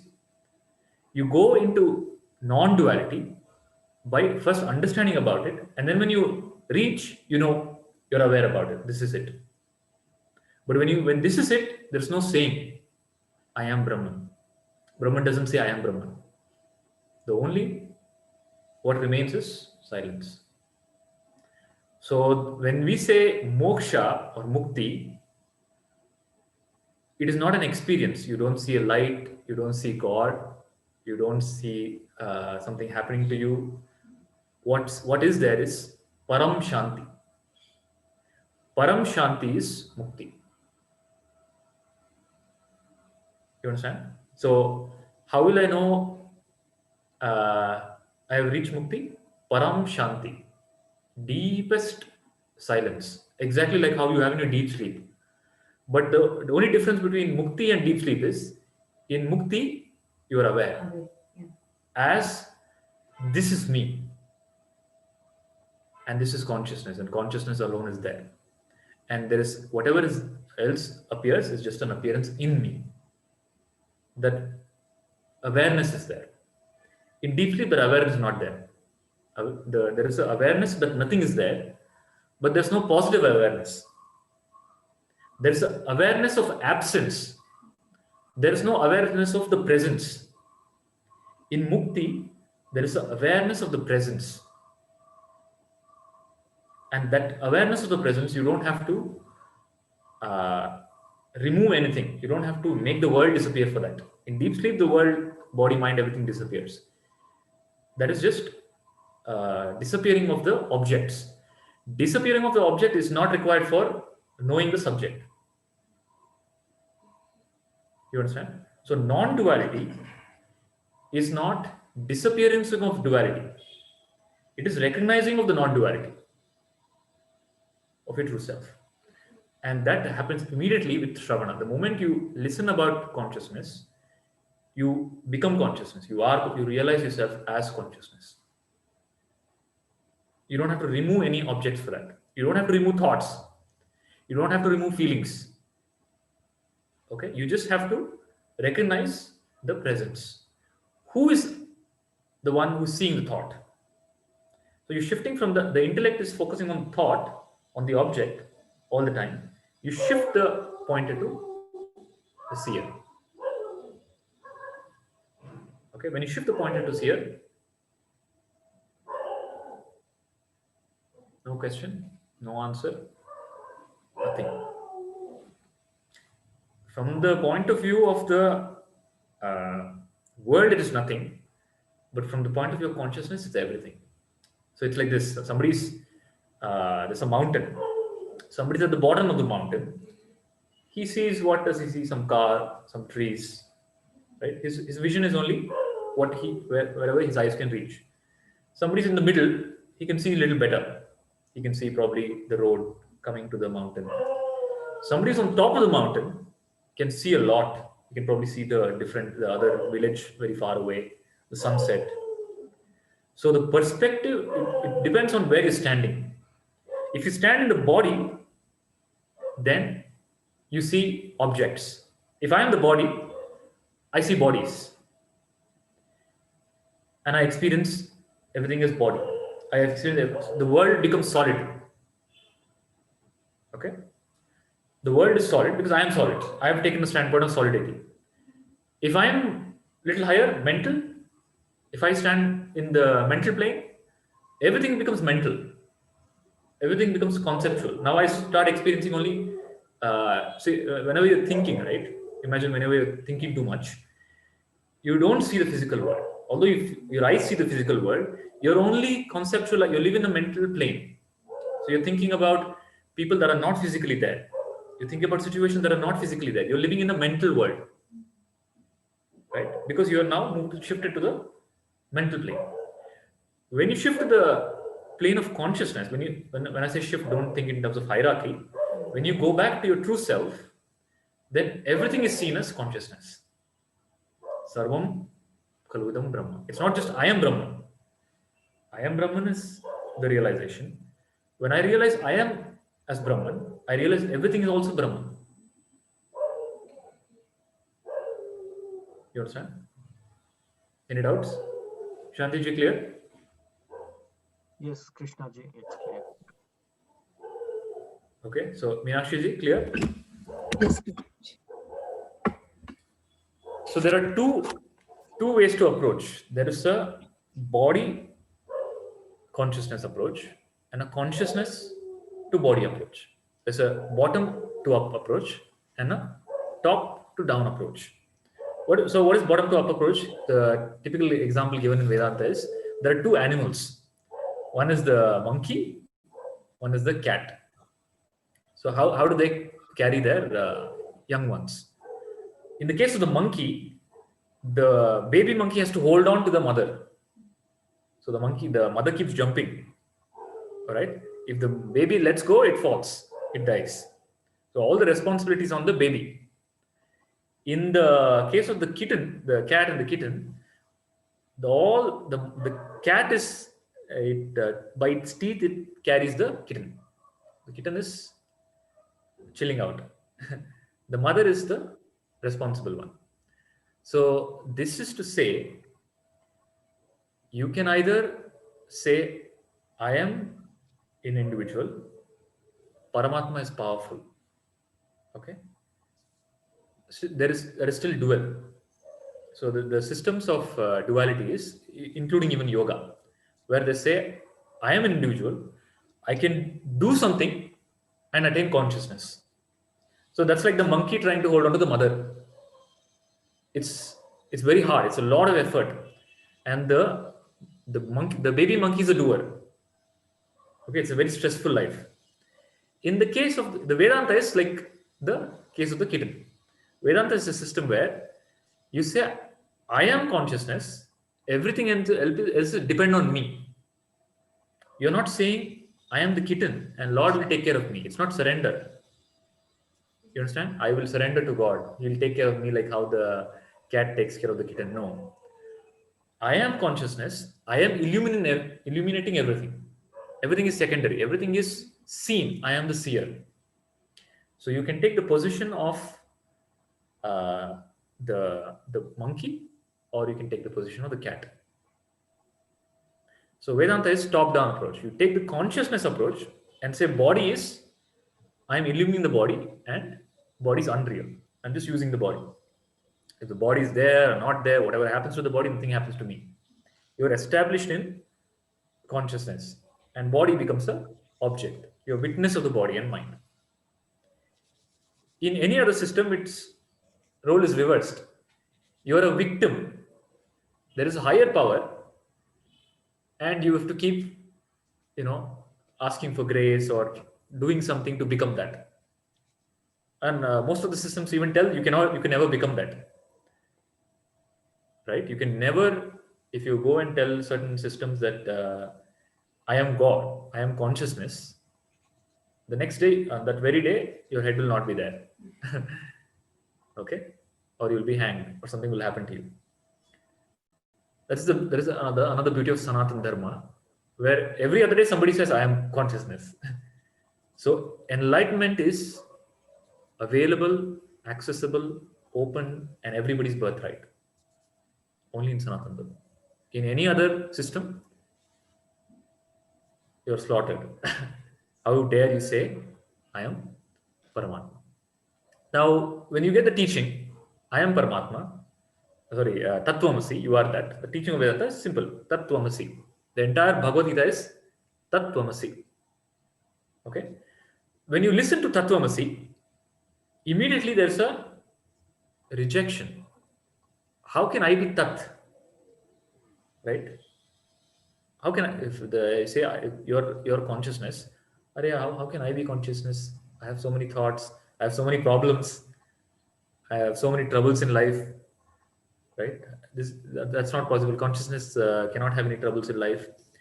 When the teaching is in Tattvamasi, whatever the teaching is given to is free from, is that very moment is free from all the troubles and suffering that you're talking about. For example, when you're in deep sleep, so when you're waking, you see the world, you have experiences, you have troubles and worries. You go into sleep, you have a dream, you experience some world. Then you go into deep sleep. In deep sleep, there is no world, there is no body, there is no thought, feeling, emotion, nothing. There is only a bliss. And there is a self that is aware of the bliss and the absence of everything. Correct? There is a self. Is it clear, everybody? Yes. In waking, there is a self. The waking self is associated with body, mind, and experiences the world, has a lot of thoughts. The dream self experiences the dream world. The deep sleep self experiences no world, has no body, experiences bliss. So which self are you? Out of the three, out of the waking, dreaming, deep sleep. In the waking, you associate with some body, you have some experiences, and you suffer. In dream, you completely leave that body, take another body, again continue the same game, suffer there. In deep sleep, you drop all bodies and you experience bliss. So three selves. So there is a waking Shantiji, dreaming Shantiji, deep sleep Shantiji. Which Shantiji are you? Which person are you? Which self are you? The deep sleep one. Correct? Are you clear? You're the deep sleep self. The deep sleep self is Tat. When the teaching is given Tattvamasi, you are that, it is referring to the deep sleep you, which is there even now, but is getting covered by many layers. And that many layers is thoughts, one thought of the mind. Is it clear? Is it clear how you are that? So you have an argument, waking self can't be that. Okay, because waking self has a body, waking self has a thoughts, suffering and responsibilities. Dream self can't be that because the dream self is much weaker than the waking self. But the deep sleep self is there, is present without the body, without the mind, without the intellect, without the trouble, without thoughts, without feelings, without experiences. Okay, that is that. You understand? So when the teaching is given, Tattvamasi, you are that, it is referred to the you, the real you, which is the deep sleep self. Very clear? How you are that? So do you have any argument how the deep sleep self is not that? The deep sleep self is that, but the teaching cannot be given in deep sleep. The problem is in waking state. Your problem is not in deep sleep because nothing is there in deep sleep. Your problem is in the waking state. So in the waking state, you have to understand how I am that. Now, A equals to B, B equals to C, so A equals to C. Correct? Yes. A equals B, B equals C, so A equals C, correct? Yes. So waking self is A, deep sleep self is B, and pure consciousness is C. Consciousness C. So is B equal to C clear? The deep sleep self is Parabrahma. So what is Parabrahma? Sat Chit Ananda.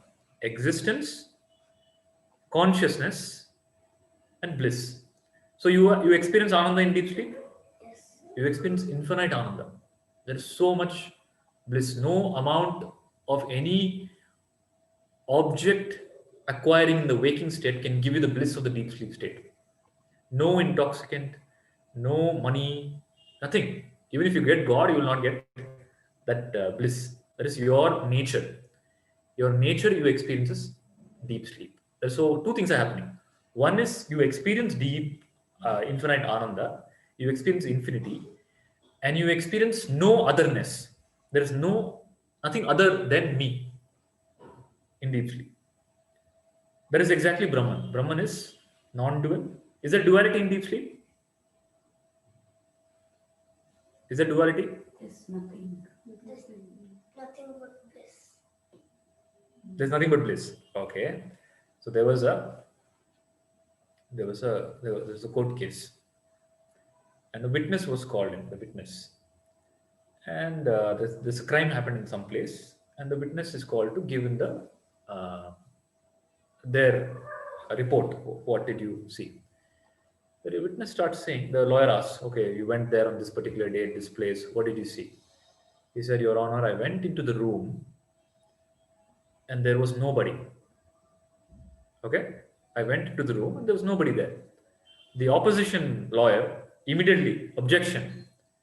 The witness just said, "I went into the room, but there was nobody." But he was there. You can't say there was nobody. You are there. So you can't say there's nothing in deep sleep. Okay. You are there. There is no point in time. Yeah. There is nothing. Awareness is always there. Okay. Okay. You are aware that there is nothing is there. That means you are there. So what is there in deep sleep is I am there. That I am there is Sat. And there is it knows that there is nothing there, nothing else there. That is what Chit. I am is Sat. I know is Chit. Okay. And then there is Ananda. So what is there? Sat, Chit, Ananda. That is Brahman. That is Parabrahman. So B equals C is clear. So B is this deep sleep self, which is Sat, Chit, Ananda. Prasadji, clear?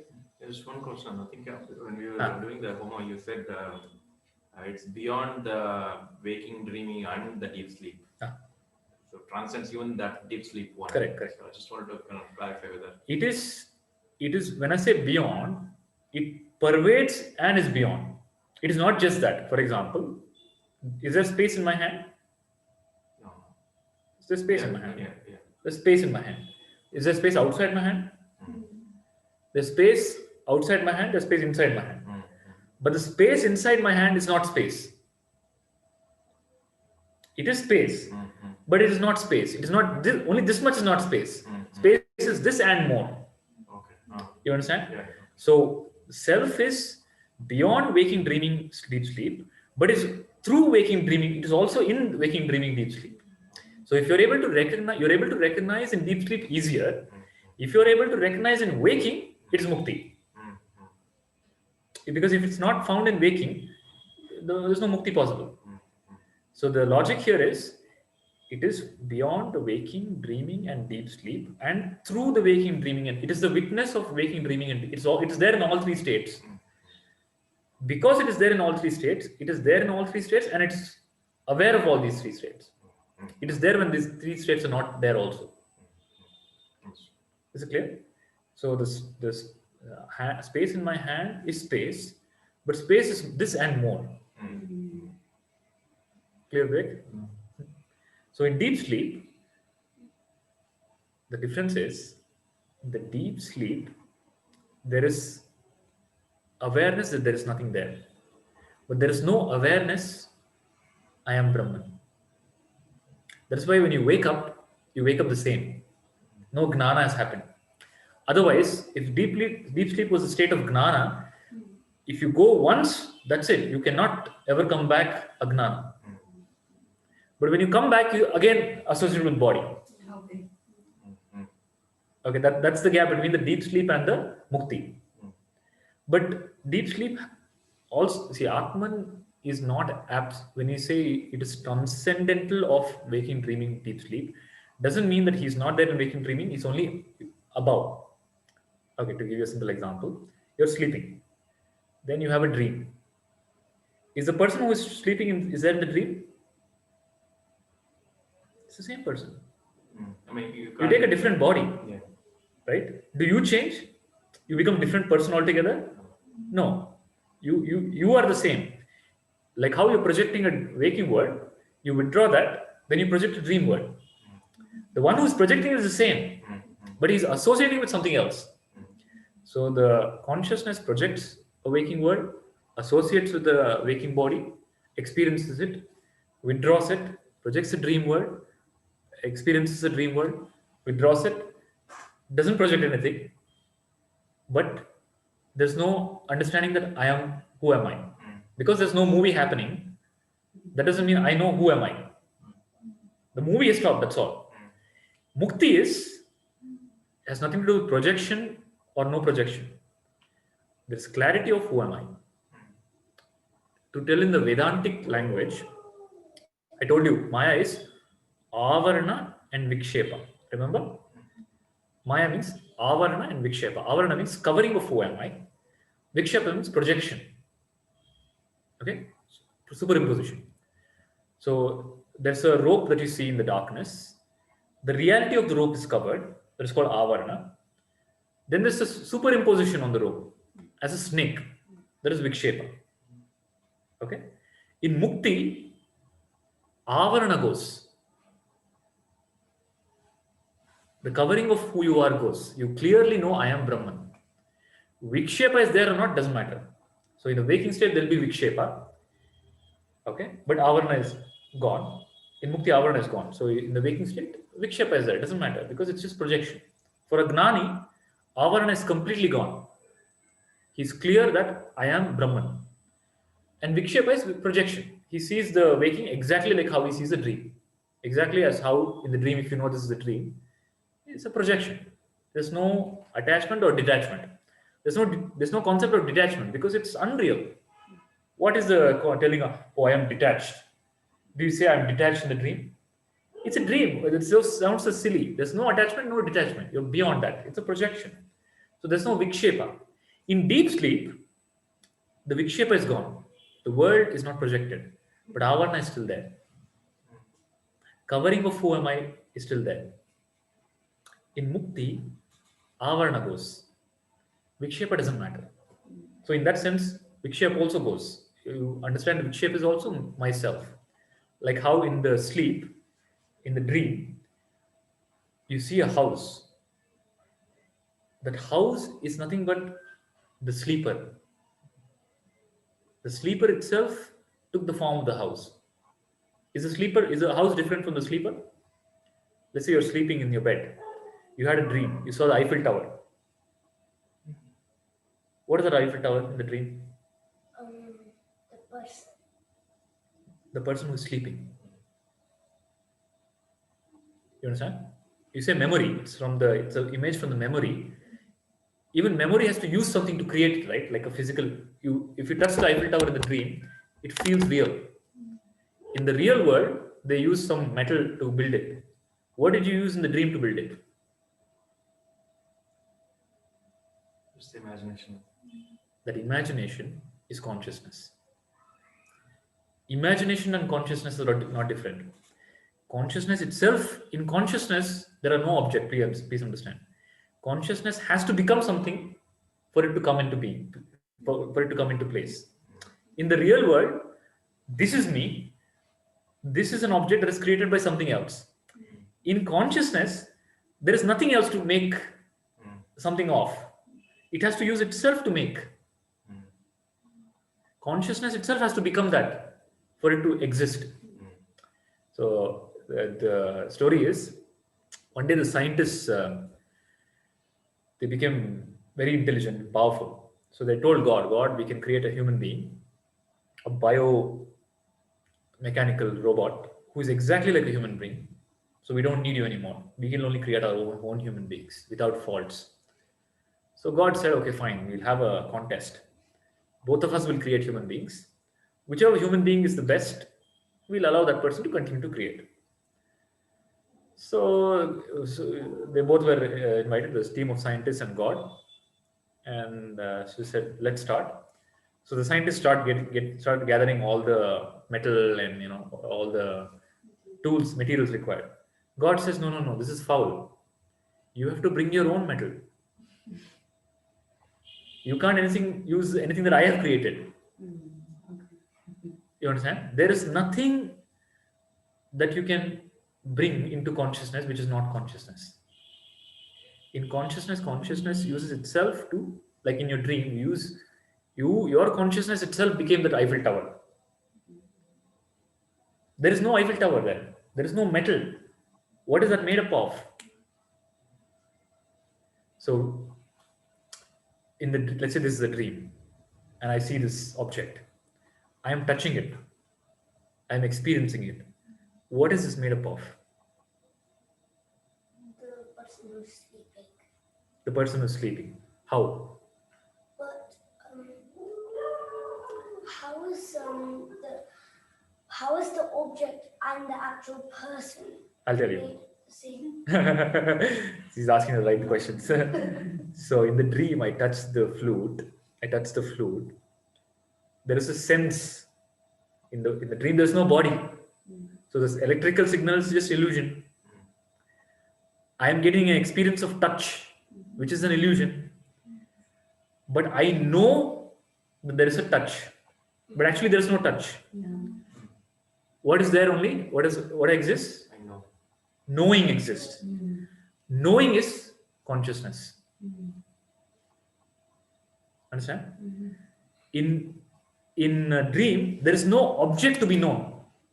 Although you see an object, there is no object to be known. What are you knowing? Consciousness alone. And you're thinking it's an object. There is a thought, there is an object. That's called vikshepa. It's a superimposition. Is everybody clear?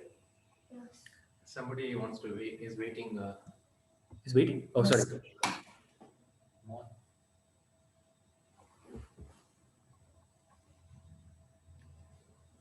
I can only see in that. So if you see something there,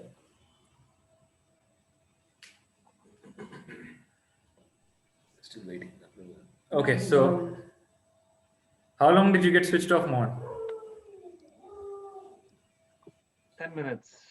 10 minutes. Okay, I was just you didn't miss much then. So I was just telling, in the dream, if you see an object, there is no object in the dream. Although you experience the object, there is no object, but you're experiencing it. What you're experiencing is only your knowing. Okay? And the knowing is not thought. It is beyond thought. It is consciousness. So whatever you see is consciousness. In the dream. Same logic in the waking. What you see, in the waking you see the painting. Even though there's a touch and signal and everything, all that is just conceptual. What exists is only knowing. And the knowing is consciousness. That's why it's called Pragnanam Brahma. Pragna means knowing. Clear? So B equals to C, clear? B is deep sleep. C is consciousness. So B equal to C is clear? Now A equals to B. A is waking. Is the waking self the deep sleep self?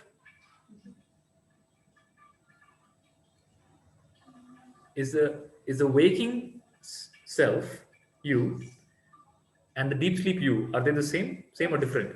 Yes, same. Same. Yes. So A equals B, B equals C, A equals C. So you are that. Did everybody get this? Yes.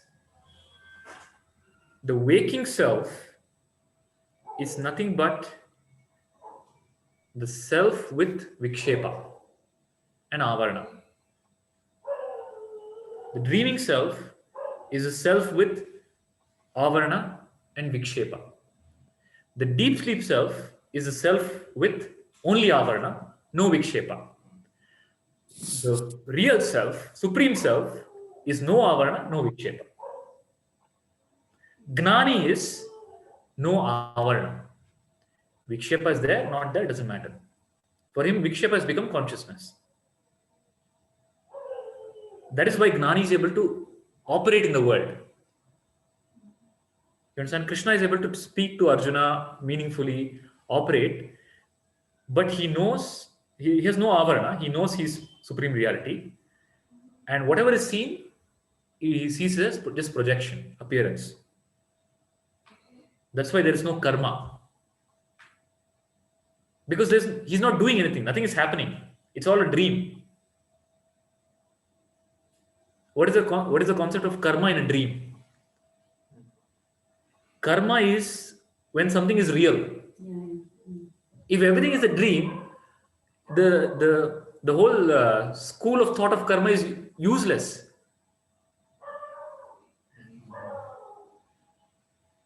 That's why Krishna tells gahano karmana gatihi.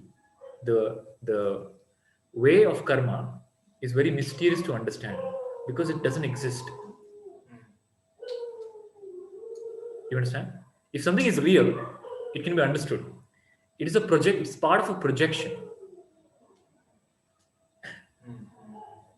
So according to Vedanta, really, there is no sanchita, no prarabdha, no kriyamana, no agami. They are just steps given for somebody to move ahead. In reality, there is no sanchita, no prarabdha, no kriyamana, no agami. If you say, I have sanchita, prarabdha, kriyamana, agami, you should also say, the dream me also has sanchita, prarabdha, kriyamana, agami. You should always maintain two accounts. Have you ever heard in any Purana story where the Chitragupta comes and says, okay, this is the account of all that you did in your waking state. This is the account of all that you did in dream state. Is there anywhere such thing? Right? But you're doing karma in your dream also. In the dream you would have did all the karma that you can't do in the waking state. In the waking state, you can't shout at your wife. So in the dream state, you go and shout. In the waking state, you can't hit your boss. In the dream state, you go and hit your boss. Right? Whatever you can't do in your waking state, you do in your dream state. But you are never accountable for that. Why? Why there's no karma? Sanchita, prarabdha, kriyamana for your, and all the lifetimes that you had, you would have had dreams. You never account for all the sanchita of the dreams. Have you ever heard of such thing? That I am doing prayaschitta for my karma that I've done in my dreams.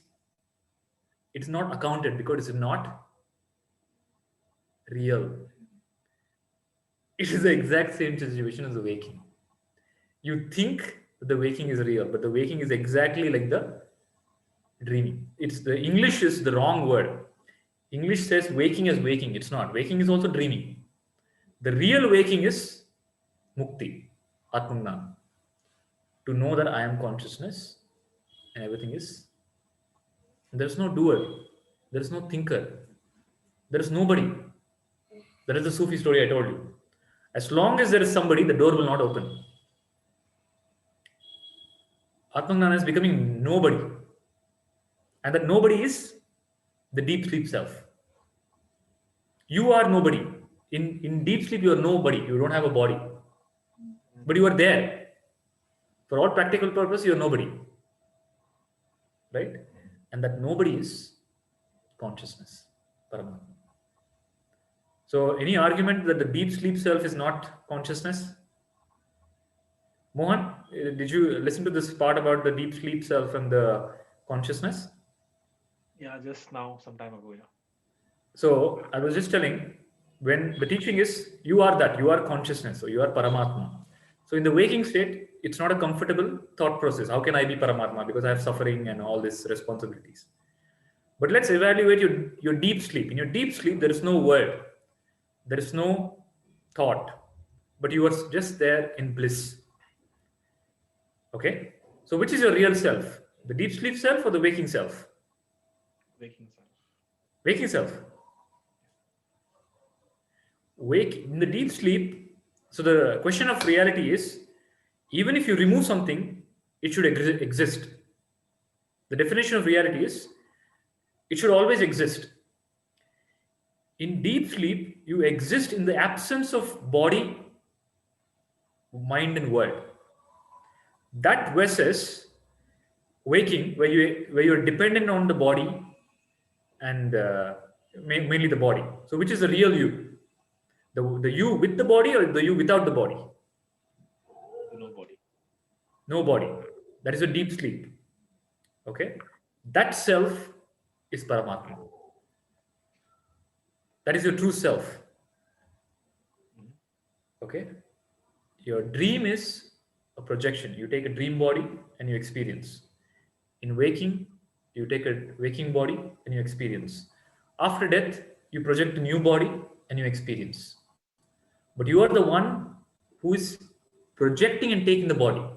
You are there even in the absence of the body. That is you. So A is your waking body. B is the deep sleep self. C is pure consciousness, Paramatma. So B is equal to C. That part is clear because Paramatma is Ananda, deep sleep also is Ananda. Paramatma is non-dual, deep sleep also is non-dual. Paramatma is without suffering, deep sleep also is without suffering. So your deep sleep self is Paramatma. The only difference in deep sleep self and Paramatma is Avarana. In deep sleep, there's no knowledge of who I am. In Paramatma, there is knowledge of who I am. So Atmagnana is knowledge of who I am. Now I just told you who you are. So did you get the knowledge in waking state? Yes. So what is the knowledge in waking state? That you are not you are not the body. You are the Paramatma, which is in the deep sleep self, or in the self where nothing is there but you and. Exactly.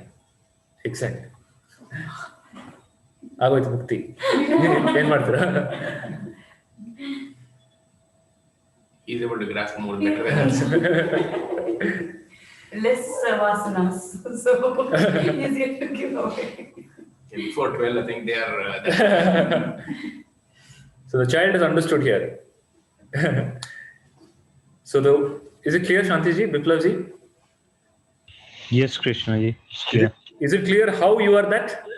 Yes. All you have to do is get rid of avarana. Correct. Don't bother about vikshepa. Don't bother about running away from the world. Don't bother about the world, projection. Okay? Work on avarana. Avarana is covering of who I am. But we should give up the doership. We should give up? Who should give up? Okay. Huh? I'm not doing anything. I am doing, I am not doing. Both are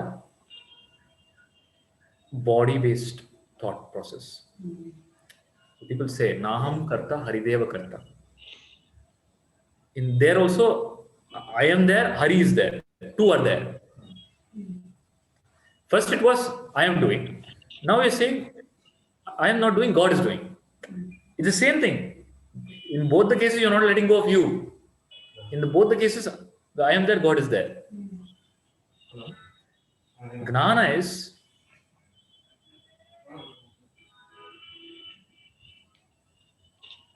I am doing, no, I am not doing nothing. Completeness to everything. No, can't say. Whatever you say is wrong. So people say, I am not doing anything. God is doing everything. That means I also exist, God also exists. There is still a duality. I and God. But reality is non-duality. There is no you and God. There cannot be two. President is only one.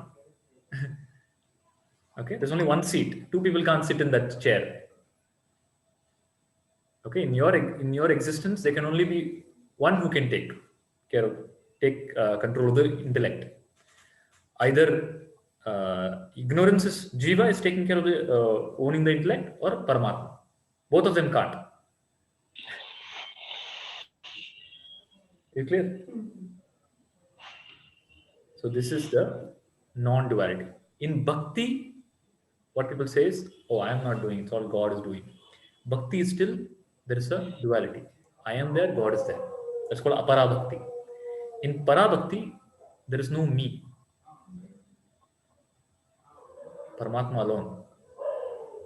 And there is a knowledge that I am the Paramatma. There is no avarana. Sureka, clear? A equals B, B equals C. I had a question. Yes. When you asked if the waking self is equal to the deep sleep self, but in our experience, okay, there's a strong sense of like in the waking state, I'm Veena. Like even in the dream state, that is there, that I'm Veena. But in deep sleep, there is no word, there is no Veena, there is nothing. Correct. Like, there is nobody. So the one similarity that I see is in the dream self and the waking self is the same traits, the same identity that I am Veena, and even the traits and the behavior is common. Like even maybe not physically, but some of the you would see some similarities. But in the deep sleep cell, there is no sense of I also. Correct. There is no sense of me or I. Correct. There is nobody. Exactly. But you're there. There is an awareness, there is a presence. That presence is you. Now what is happening in the waking and the dream, you associate with the character that is created, and you take that character to be real and the world created to be real. Reality is Jagat Mithya. The waking is just another dreaming. However you would consider the dreaming, consider the waking like that. So you will not consider karma in the dreaming. Would you ever consider karma for dreaming? The logic of karma? You would not, because it's a dream. That is how Gnanagni Dagda Karmani. That is how Gnana burns karma. By proving that it is unreal. Not by proving karma is unreal, by proving that what you think is real is unreal. Then karma doesn't apply. Vivek, you understand? So in Gnana, in Mukti, what happens? The Avarana is completely gone. Then whatever is seen is known as consciousness. Because the Gnani is completely established in non-duality, there is no doubt in the intellect that this is real. If this is not real, what is it? I can see it. So it must be something. What it is my projection. It is me. It is consciousness. Sarvam Kalvidam Brahma. ಹೋಗ್ಬೇಕಾ? ಇಲ್ಲ ಅವನು 7:15 ಬರಕ್ಕೆ ಹೇಳಿದ್ರೆ ಅವನು ಈಗಲೇ ಬಂತೇನೆ ಹೇಳಿದ. Okay. He's looking for advice also. So how much time do you have? No, I've got time. I had booked it for 7:15, between 7:15 and 7:30. Okay. ಅವನು ಬೇಗ ಬಂದ್ಬಿಟ್ಟಿದ್ದಾನೆ ಅಲ್ಲಿ. Okay. So he is downstairs now, sir. So okay. We'll wait. So is this clear? How you are, that is clear? Yeah. Okay. So Shantiji, how you are that? Yeah, because I exist even if when I'm not dreaming and I'm not in a waking state. So that's my true self. The pure nature. Now, how is that applicable in the waking state? In the waking state, how are you that? Because it's the vikshepa in the waking state. Yes. In the waking state also you're that. Not just in the dream sleep. In the dream also you're that. In the waking also you're that. You have never not been that. Because you have never not been that, you can never become that. You're already that. So this whole journey of enlightenment is false. Is to reach a point that I have been trying to become something that I already am. That is the teaching of all the Vedanta, Upanishad, and Brahma Sutra, Bhagavad Gita. Tat Tvamasi. You are that. Not that you will become that tomorrow after you listen to this. Not that you will become that tomorrow after you do sadhana. Not that you will become that after tomorrow after you become do meditation. After you do tyaga. Nothing. Regardless, you do or not do, you are that. You understand? You are just dropping the misconception in the intellect. So the lady is wearing a diamond necklace and it's covered with a sari. Now she's searching for it. Oh my God, where is it? She doesn't know that she's wearing it. And she's searching for it and she panics. Everybody in the house gets alarmed and everybody starts searching. And because she's lost it, she starts having panic attack, anxiety, depression. They give her some water and some medicine. Then somebody says, hey, isn't that the diamond necklace? Then she says, oh, it's right here. That's your story. You are Brahman, but you seem to have lost it. And what you have lost is the experience of Ananda. Okay, you experience Ananda in deep sleep, but you don't experience Ananda in waking. That's the problem. Okay, that's what is creating the problem. You understand? If you were experiencing Ananda in the waking, just like in the dreaming, you would not get bothered about anything that happened in the waking. You would not go after objects. You would not go after experiences. If you were experiencing Ananda that you experience in the deep sleep, would you have any craving for object in the waking state? You would become still because you're Ananda, you're experiencing it. So what is blocking you from experiencing it, the Ananda, is the thought processes, the uncontrolled thought processes that you have. What is creating the uncontrolled thought processes? See, if you're Paramatma even right now, that means the Ananda is there right now. The stream is flowing right now. But something is making you miss that stream, miss that experience. It's the thought. Intellect is creating thought patterns. Why the intellect is creating thought patterns? Because the intellect thinks the world is real. Because the intellect doesn't know who you are, and it is giving reality to something that is not real. It is giving reality to the vacation. By giving reality to the vacation, I will only experience happiness when I get that. You're putting a condition to your own bliss, which is your nature. You understand? Instead of eating like this, you're eating like this. Your own bliss, you're telling, see, you have billions of dollars in the account. And you're saying, to withdraw the money, I'll give myself a task to do. Only if I finish the task, I'll get the money. It is you already have it. You don't have to do anything. You don't have to put any condition. You understand? And why you're doing that? Because you think the other. Why? One is because you don't know who you are, and you are giving reality to the other. So Vedanta is first stop giving reality to the outside. Stop giving reality to Vikshepa. It is a projection. It is not real. Okay. So all the meditation that people do is to stop the Vikshepa. So in meditation, what happens? The yogi closes his eyes. The Vikshepa is gone. Then they attain Samadhi. Then they come out of Samadhi. Again the same. The Avarana is not gone. Vikshepa going or not going makes no difference to your reality. What should go? What is the problem? What is the real problem? Avarana. The misconception of who I am. I think I am the body. I am not the body. I am not. Why I am not the body? Why I am not the body?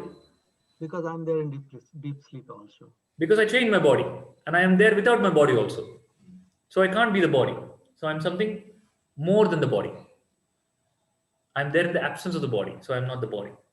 I am not the mind. Why I am not the mind? Because in deep sleep you don't even have the mind. In deep sleep you don't even have the mind. Okay. So what is there in deep sleep So in deep sleep, there's no body, mind, world. What is there in deep sleep, which is there now also? Awareness. Awareness, I am. So what am I? Awareness. Awareness. And that awareness is consciousness, Brahman, Parabrahman. Awareness has no birth. Awareness has no death. Guruji, I have a question. Yeah. If we are awareness and consciousness, We? I am awareness and consciousness. How are we Paramatma as well? We? Again, ask the question. How am I Paramatma as well? Because Paramatma is awareness. Paramatma is pure awareness. What is awareness? Just a deep silence and knowing. Paramatma knows the presence and absence. Paramatma knows bondage and mukti. He's beyond both. Paramatma is not mukti. Paramatma is beyond mukti and liberation, bondage. Paramatma is beyond gnana and agnana. So you will get Paramatma when you drop even gnana. Otherwise, you'll hold gnana. What is the gnana? I am Brahman. In real I am Brahman, there is no saying. Everything is dropped. Like how in the sleep, if you have to go to sleep, you have to even drop the I am the waking person. Only then you become the dreaming person. You can't say, okay, I didn't experience eating eating jalebi in the waking. I will go with this body and into a world and experience. No, not possible. You have to give up everything of the waking. So mukti is gnana and agnana, both are dropped. That's why Shankaracharya tells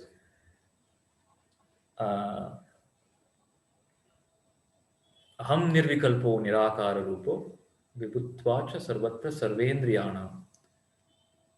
I am na bandhur na moksha. I am neither bondage nor liberation. I am neither shishya nor guru. I am neither father nor mother. I am neither body nor mind. Mano buddhyahankara chittani naham shivoham shivoham. I am nothing. But I am, he doesn't just say, I am nothing. He doesn't just say negative. He says, I am not this, not this, not this. I am Shiva consciousness. There's also a positive statement. You understand? So, mukti is, I am not the body. I understand that because I changed the body and I'm there without the body. I'm not the mind because mind is just thoughts. I'm there without the thought and thoughts keep changing. I don't keep changing. I am the unchanging I that doesn't change with the changing of everything. When you transition between the waking and the sleep, everything changes except the I. If the I changed, you would become a completely different person. And when you wake up, you will be another person. There is something that is holding the thread. Okay? So, there's a mala. So the saying is, धागे में मणि है या मणियों में धागा, ज्ञाता वही जो क्षर में सोया और अक्षर में जागा. So when I see the mala, I don't see the thread. But without the thread, the mala is not there. Mala is the one that's holding all of them together. So you are the one, the pure I is the one that's holding the waking, dreaming, deep sleep together because it's passing through all of them. Okay? So thread is passing through all the beads. But is the thread the bead? Without the thread, can there be a mala? No. So without you, There is no waking, deep sleep, dreaming. And you are the one in the waking, you are the one in the dreaming, you are the one in deep sleep. And you're beyond also. You are three and a three, both. You understand? Is it clear? Biplavji, clear? Mohan, you understand?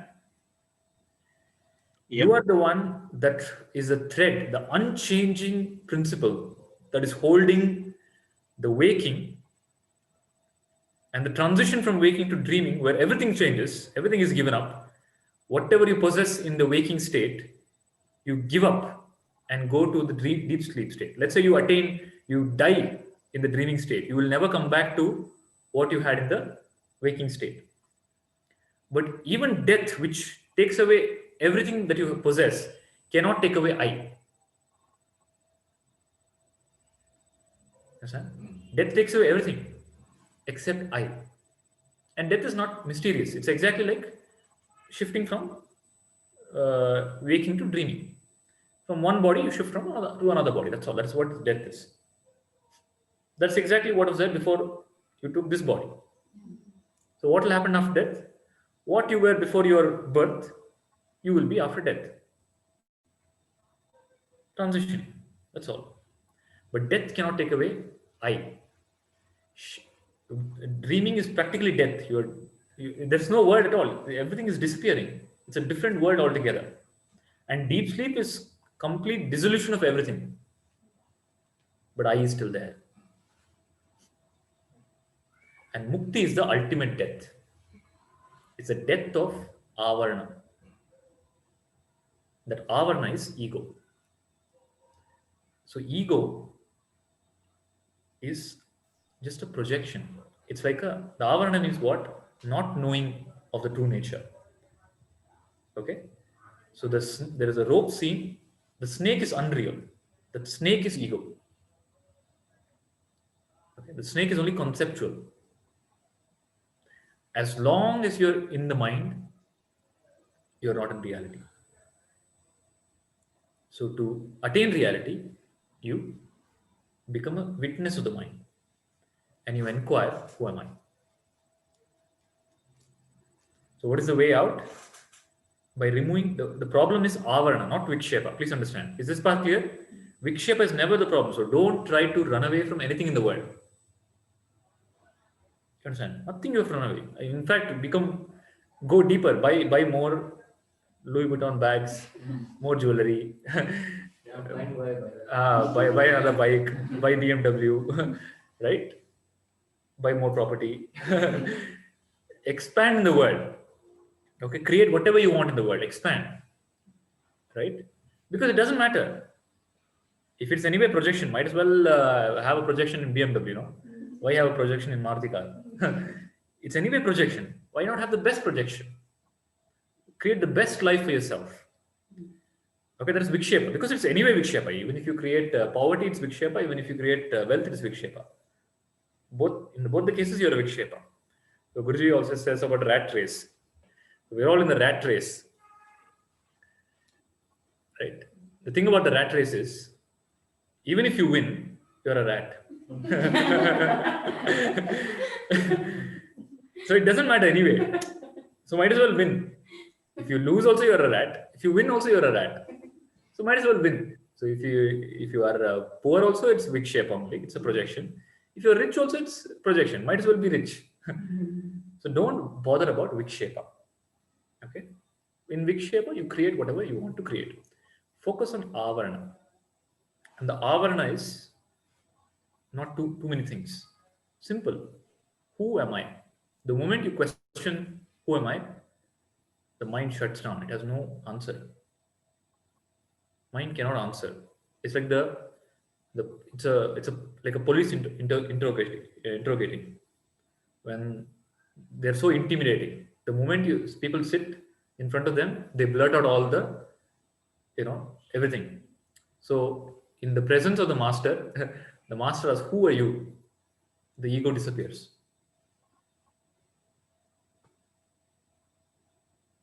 Any doubt? No. Meenakshi ji, clear? Yes, Krishna. Is clear how you are that? Yes. You can confidently say, I am that. I am that.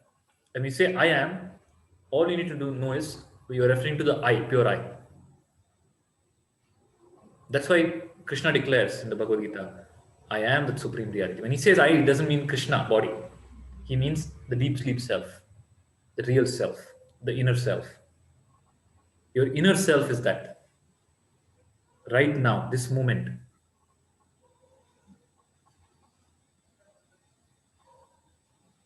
Right now, without conditioning, without any changing anything externally, you are that. And you can proudly declare as long as you're clear. It's not to prove to somebody, not to tell somebody that oh, I am that I have attained. No. It's just for you to know. Never cheat yourself. You have a clarity that I am that. That's all. It doesn't matter. So Krishna, he knows he is supreme reality. He can tell anything. When you become nothing, you can become anything, like an actor. The actor can play a role of a billionaire, a role of a criminal, because he knows it's just roles. You understand? When you become that, you become everything. You will take on any role comfortably. You will become mother, you will become daughter, you will become wife, you will become husband, you just play the role and you will withdraw. But at any point of time, you will not have a doubt that I am something else other than that. Shanti ji, clear? Yes, clear. Okay, so let us sit silently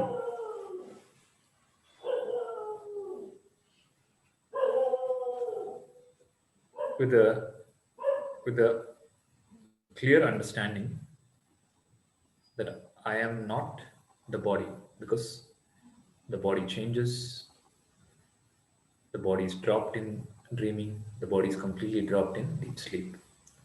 I am not the mind, I am a witness of the mind.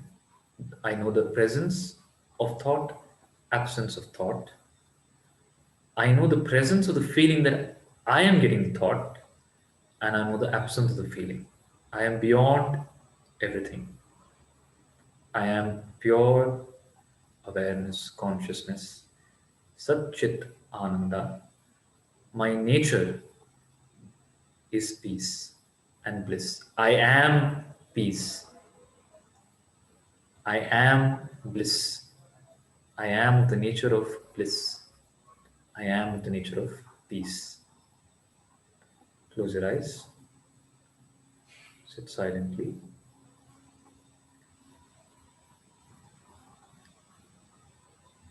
Take your attention, awareness to the top of your head. The top of your head.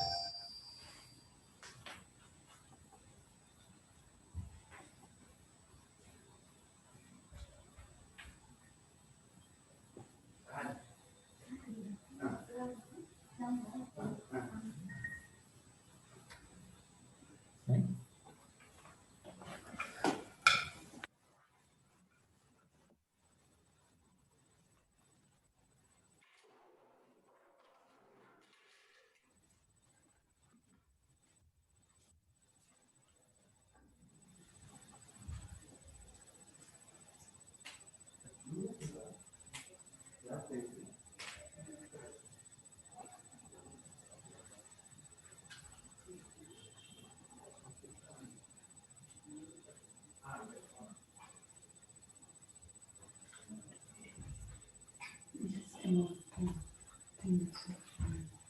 So it's yours. Oh, yeah, 410. Quiet, close your eyes. Close your eyes.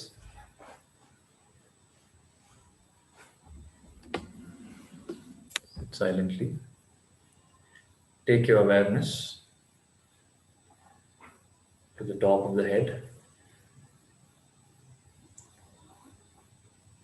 I am not the body, I am not the mind, I am not the intellect.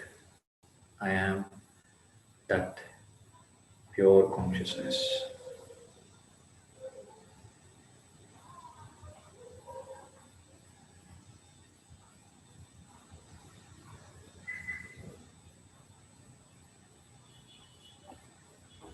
By the grace of the Sadguru,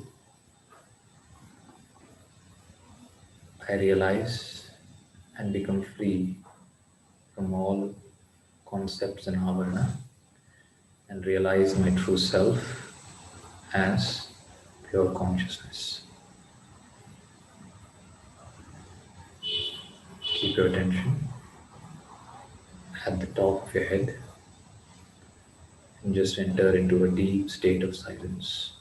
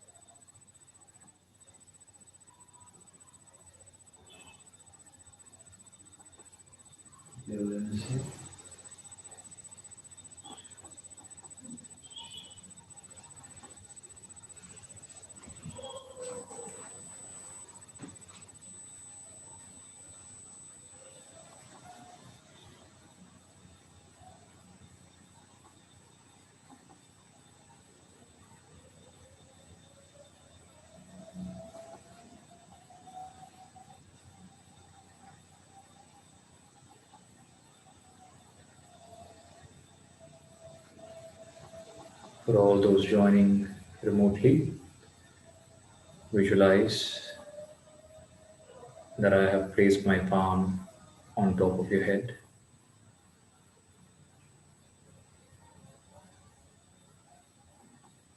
Now visualize that I have moved my palm 2 inches above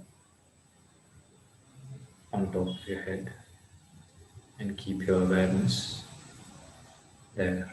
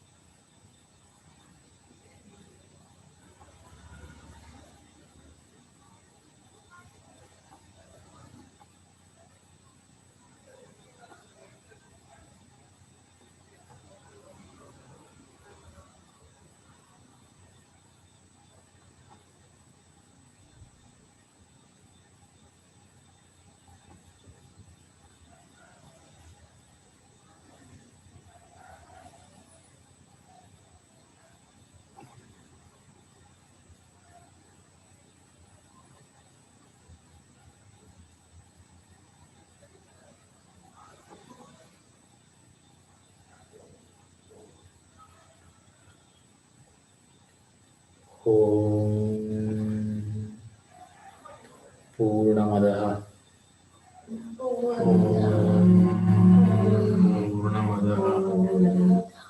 Purnamidam Purnat Purnamudachyate Purnasya Purnamadaya Purnamevavashishyate Harihi Om Shri Gurubhyo Namaha Harihi Om. Slowly open your eyes.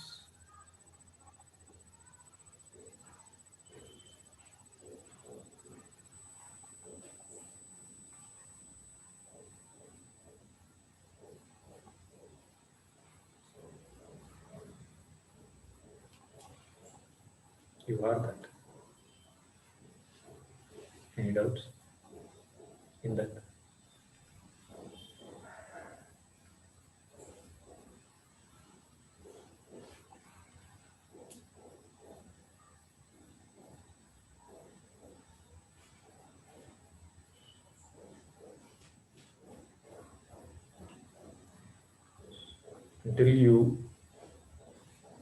Until the Vikshepa Avarana is gone, you need everything. You need the support, you need the teaching, scripture and everything. For the Gnani, nothing is required. All the books become useless. That is why in the image of Dattatreya, the enlightened being Dattatreya, 4 dogs are shown. 4 dogs are the 4 Vedas. Before Gnana, you have to go behind the Vedas like dog. You have to beg, you have to ask. When you get Gnana, the Vedas come behind you. Before Gnana, you need the scripture, you need the Upanishad. After Gnana, what you speak will become Upanishad. So what Sri Ramakrishna Paramahamsa says, what Ramana Maharshi says, what Buddha says is Upanishad. Okay, because they are speaking not from the reality of body. They are speaking from the reality of consciousness. So you can either be established in the body and have a view, or you can be established in consciousness. Whenever you have a doubt or a question, say, I am consciousness, and now look at from I am consciousness, look at your questions. From I am consciousness, look at your suffering.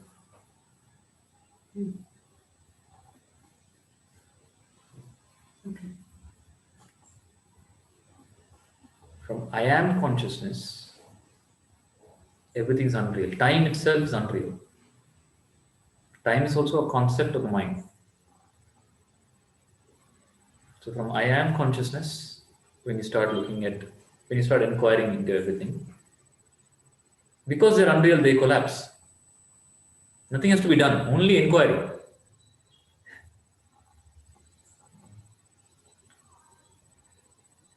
What suffering will you have from I am consciousness? Even if you are in prison, even if you are in the hospital, nothing matters from I am consciousness. From I am body, even if you are in the palace, you are miserable.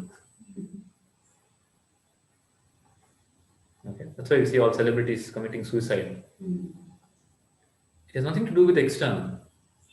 It is where you are established. And Vedanta is going back to your source through logic. No magic. Logic. Okay, so whatever I had learned, understood, whatever I've been graced with, I try to pass on to you without adding any masala from my own side. However I received it, I try to pass on to you through this 9-month session. Hope it has benefited And for those who are interested, we'll continue the conversation. We're starting a new batch, 9-month batch next month. We already have 11 participants. So if anybody wants to join, now would be the right time. Otherwise, once we start, they cannot join because they can't. In one class, they will make leaps in consciousness. It will become hard for anybody else to catch up. So whoever wants to join, they can join. And all of you are always welcome for all the sessions. For all of you, we are starting the Mandukya Upanishad. That will be once a month. Once a month will be the new batch. Once a month will be the Mandukya Upanishad. So, and two sessions for children. So every Sunday there will be a session. Wherever you want, you can come and join. And you're also welcome to join Prabhuji's sessions. If you and whoever is interested to meet can go and meet. We can make that happen. So with that, we conclude the 9-month session. I wish all of you were here physically for some we are receiving something. at least in the final concluding session, we are here. You came from or you are locally based? For us, it is double graduation. Okay. You're more blessed. Yeah.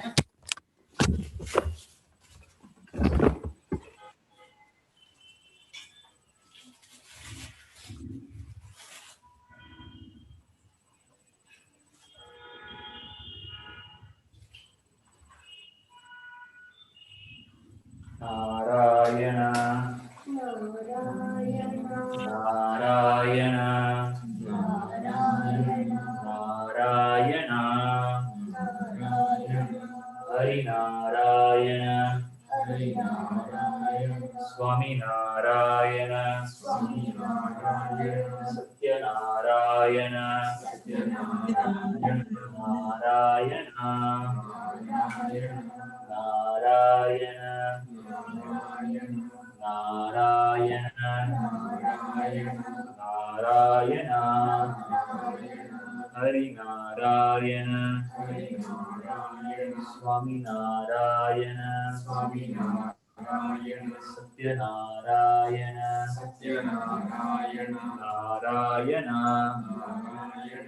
Narayana, Narayana, Narayana,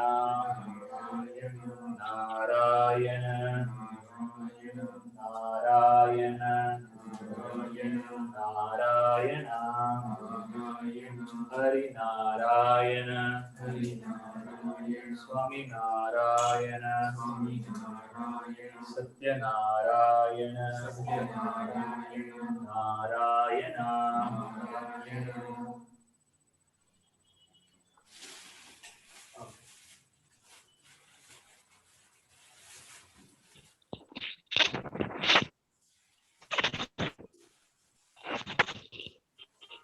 Narayana, Narayana, Narayana, Narayana, Hari Narayana, Swami Narayana, Satya Narayana,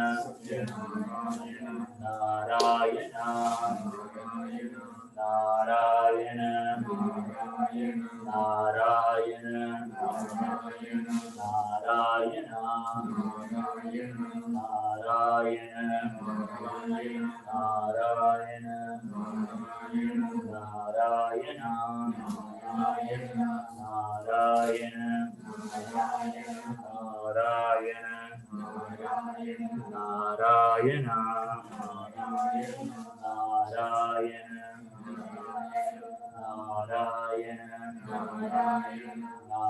Narayana,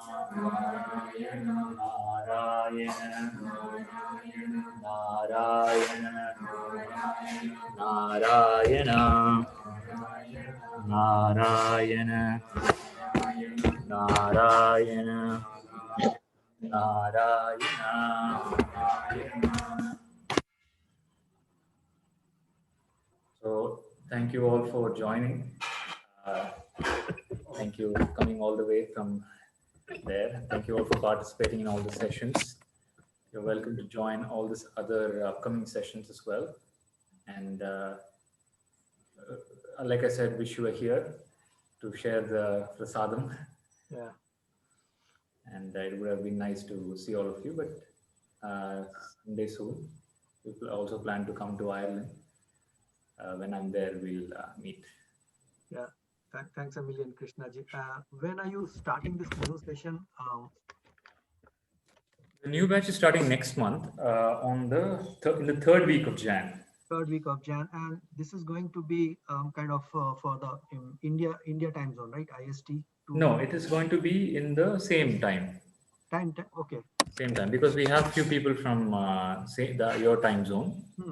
4 people are from your time zone, so we will stick to 4 to 6 p.m. India time. Okay. And 10:30 a.m. Dublin time. Yeah, I have a couple of friends in Bangalore. Perhaps I will talk to them. We have kind of the sense. Yeah.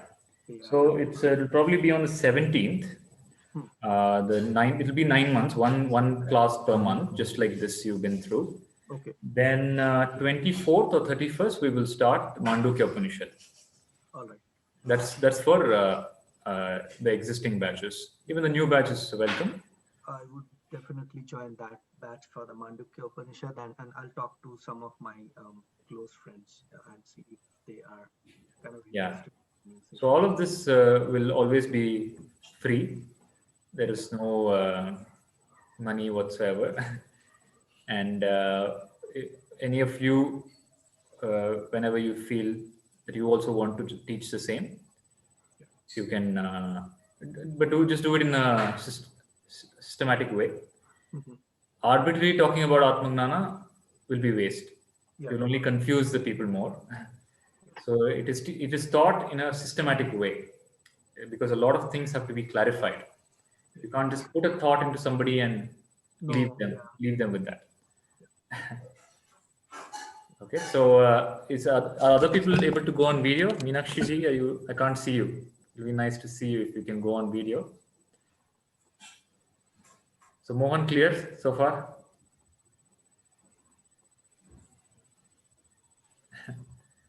Meenakshi ji? Here, Krishna.